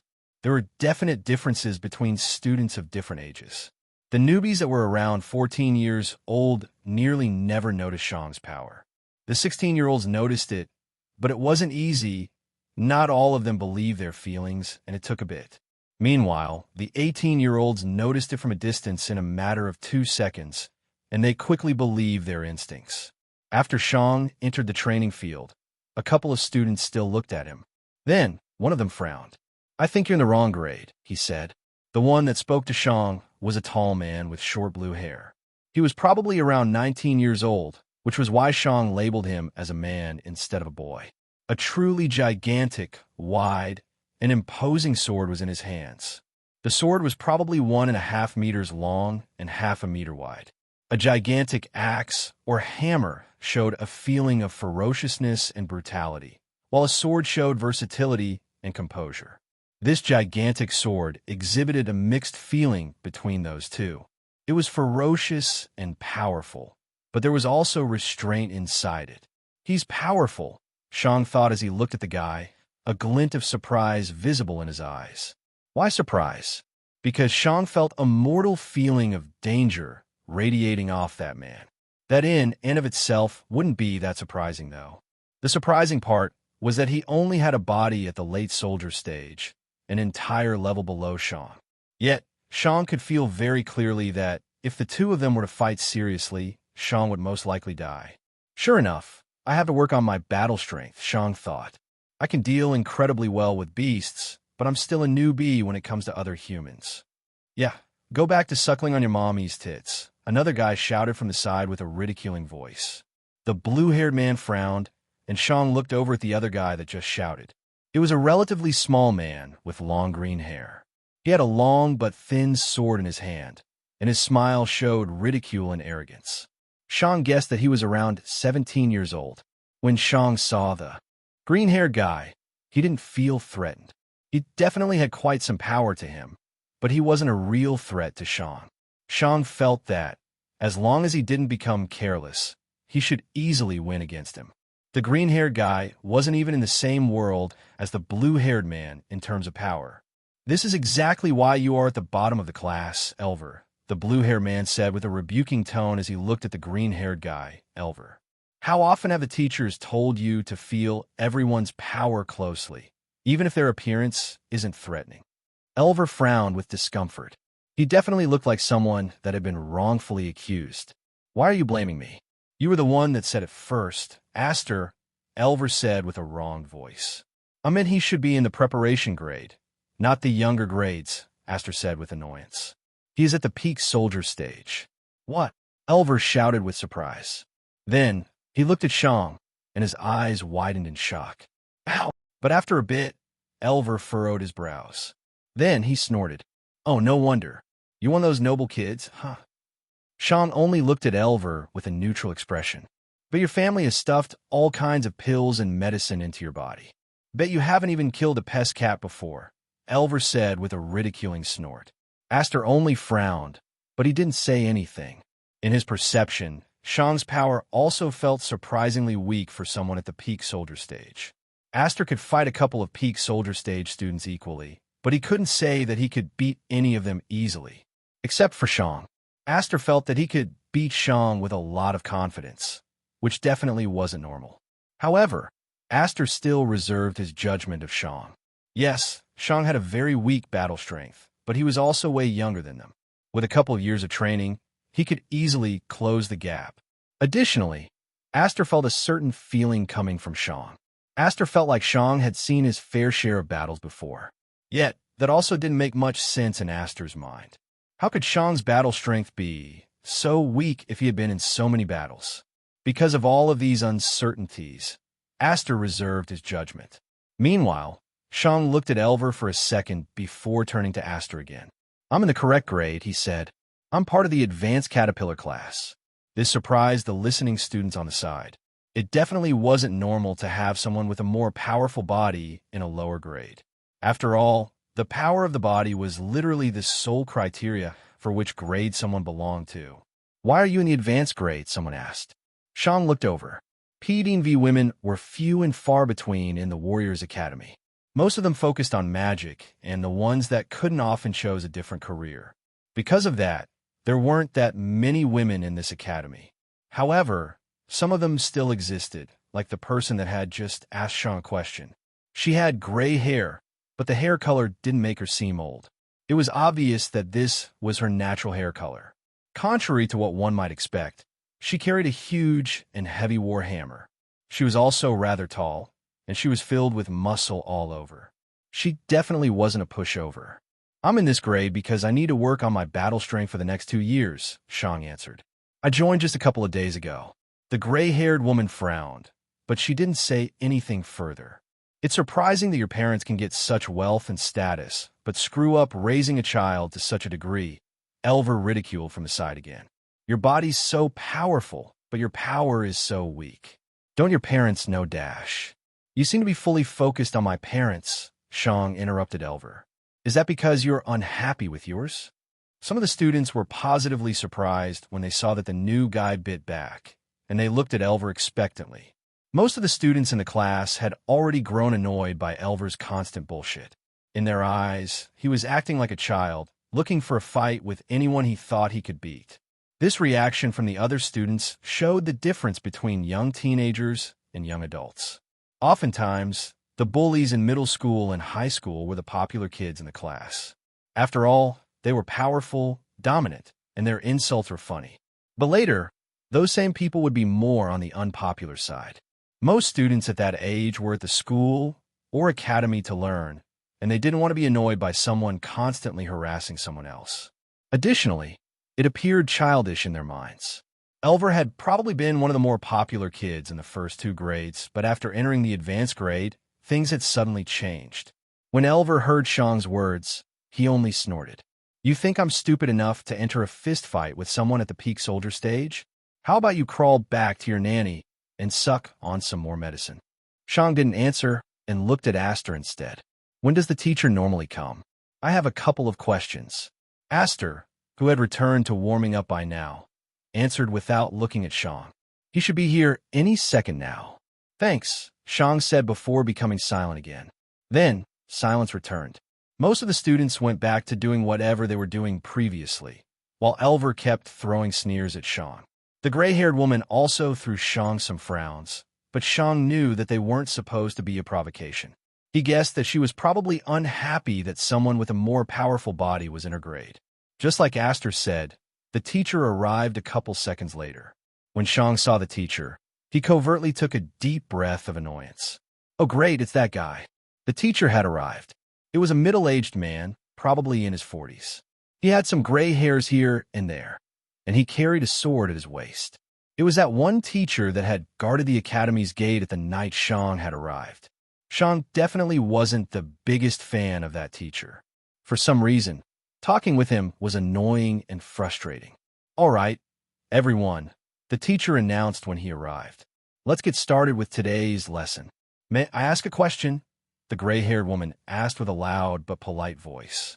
What is it, Sarah? The teacher asked.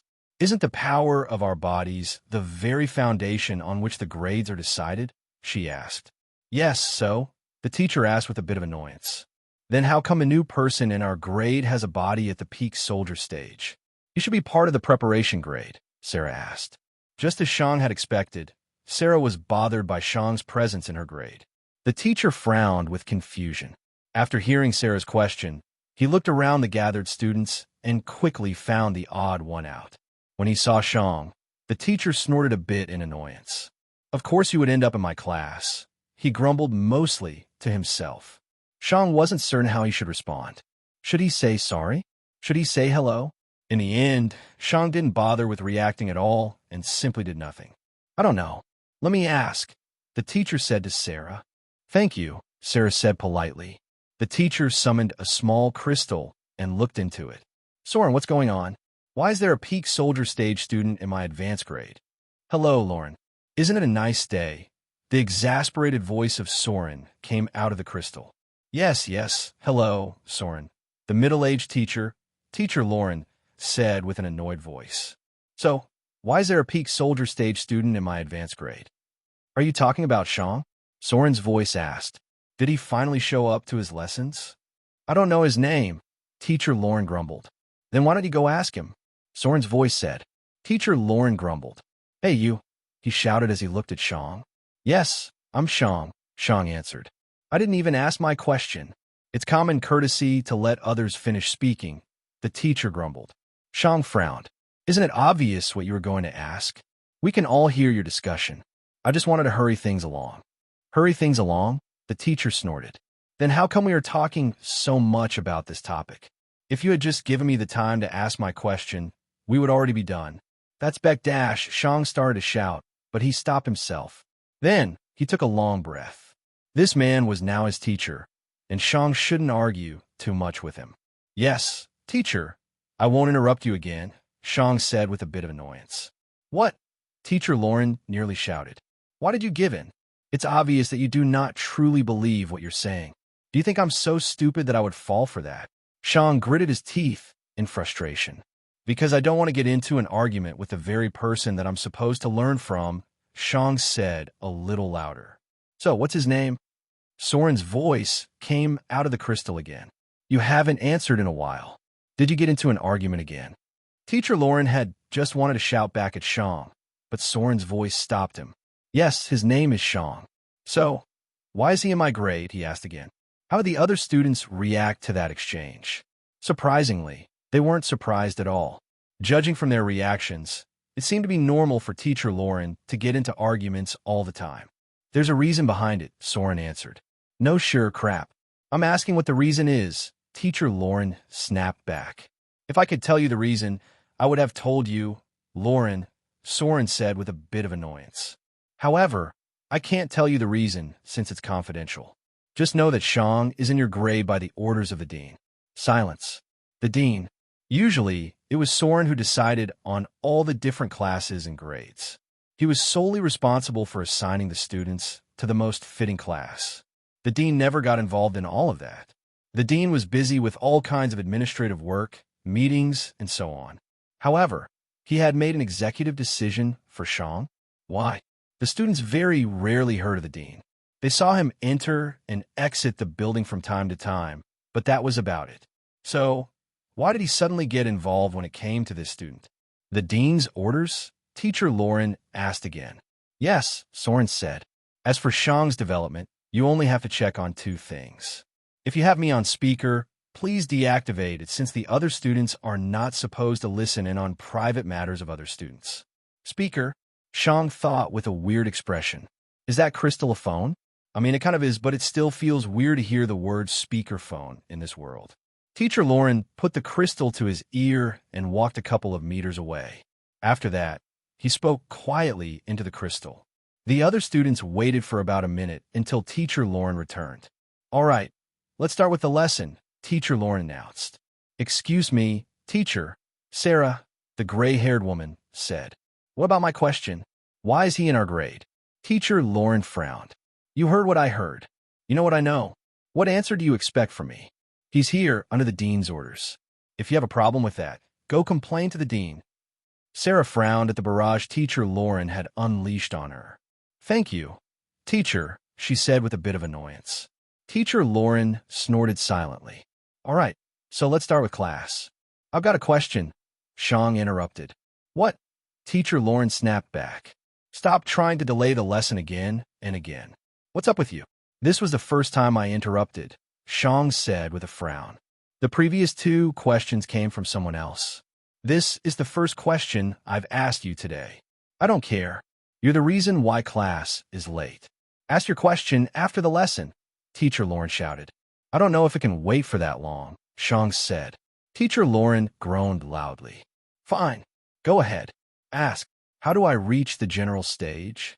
Shang asked. For a second, Teacher Lauren looked at Shang with surprise. Why? P. Dean V. Well. How can you be so stupid? Teacher Lauren shouted. You know very well that you are not supposed to reach the general stage. I fucking know that, Shang shouted as he couldn't control his frustration anymore. I'm asking so that I can specifically avoid doing that. I don't want to reach the general stage on accident. The students looked with complex expressions at Shang. Accidentally reaching the general stage? They were working with all their power to one day reach the general stage. But Shang was afraid of accidentally getting there. And what was Teacher Lauren's answer? That question could have waited for after class, he grumbled with frustration. And how am I supposed to know that? Shang shouted. I don't know how to reach it. So, I also don't know how much time I have left to ask. At the side, Aster sighed. Why were Teacher Lauren's lessons always late?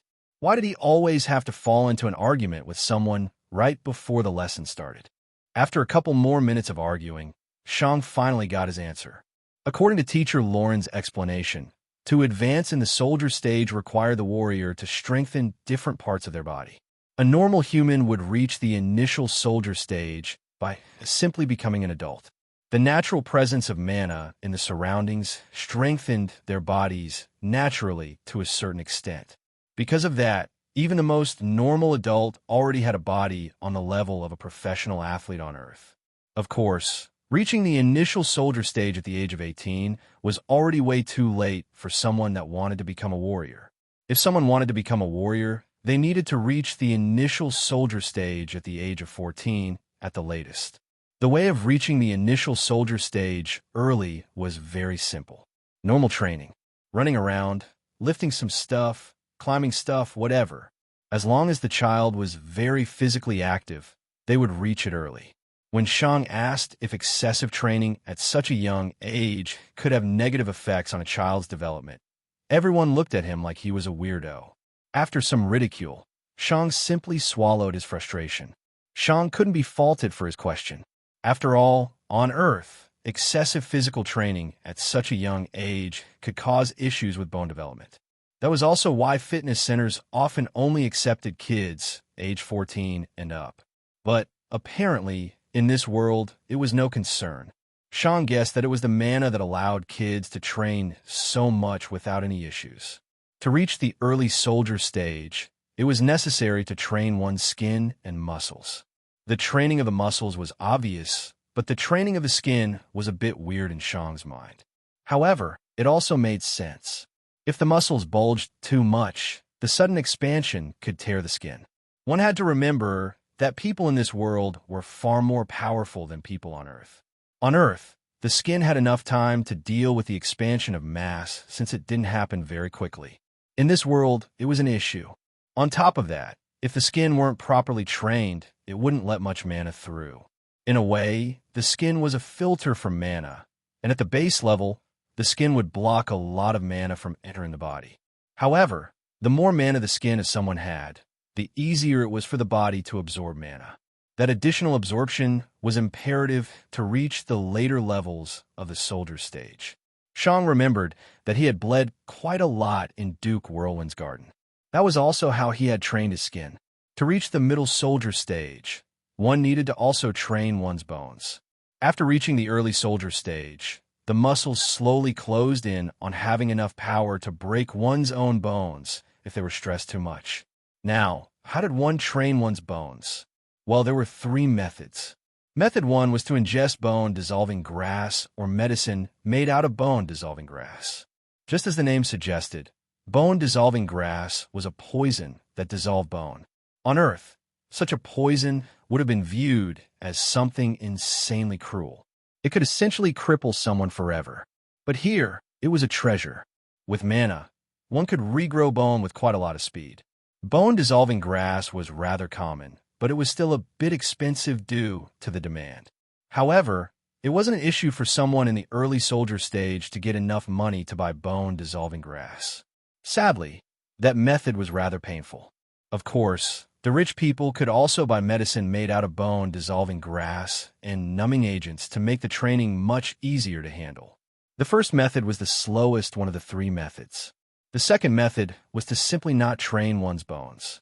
Not training one's bones didn't sound very conducive when the goal was to train one's bones, but, ironically, it actually worked. If someone simply continued training their body, at one point, their own muscles would break their bones one by one, and that would strengthen them. However, nearly no one did that. After all, not all the bones would be broken by the muscles. Chest muscles and head muscles needed a lot of time and training to become powerful enough to break their respective bones. The third method was the simplest. Just break your bones and ingest healing medicine. It was very straightforward, but in a way, it was also the hardest to pull off. Not everyone had the willpower to straight up break their own bones. It was also very dangerous. After all, if a bone broke in a weird way, it could cause internal bleeding, which would quickly spell the death of the warrior if they didn't receive immediate healing. Because of that, nearly no one used the third method. It was cruel and dangerous. But wait, if this were so dangerous, how did Shang manage to pull it off in such a reckless manner without dying? It was his warrior's body, obviously. His mind didn't consume a large amount of mana in comparison to people without a warrior's body. Additionally, Shang had always overfilled his mana storages before injuring himself. Other people avoided overfilling their mana storages. After all, if they did, they would be forced into nearly killing themselves with no way back. Humans generally didn't like being in a situation where they had to do something drastic to survive, and they definitely didn't like putting themselves into such a situation. If their willpower weren't powerful enough, they would die. This was how one reached the middle soldier stage. To reach the late soldier stage, one needed to train their blood. Yes, blood came from the bone marrow, but just breaking the bone wasn't enough to strengthen the production and quality of blood. In order to do that, one needed to bleed a lot. PD the body had to essentially fall into a bloodless crisis. The body had to be in a situation where if it didn't up its blood production, it would die.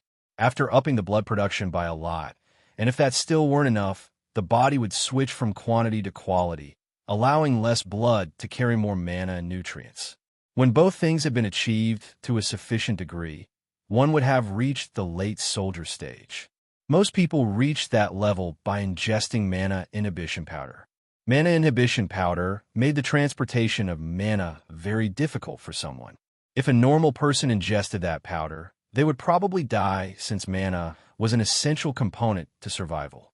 However, if a mid-soldier stage warrior ingested it, they would simply lose consciousness. The body would notice that it couldn't transfer enough mana, so it upped the blood production and its quality. It was essentially a way to train one's blood without bleeding. Of course, the other way to train one's blood was to simply bleed a lot. Shang had bled quite a bit. To reach the peak soldier stage, one needed to train one's organs. The common method to train one's organs was to simply ingest several different kinds of medicine, which were quite expensive.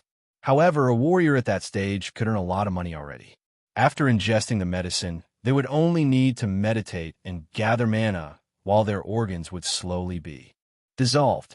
As long as someone meditated, it wasn't dangerous, but could get dangerous if someone were interrupted.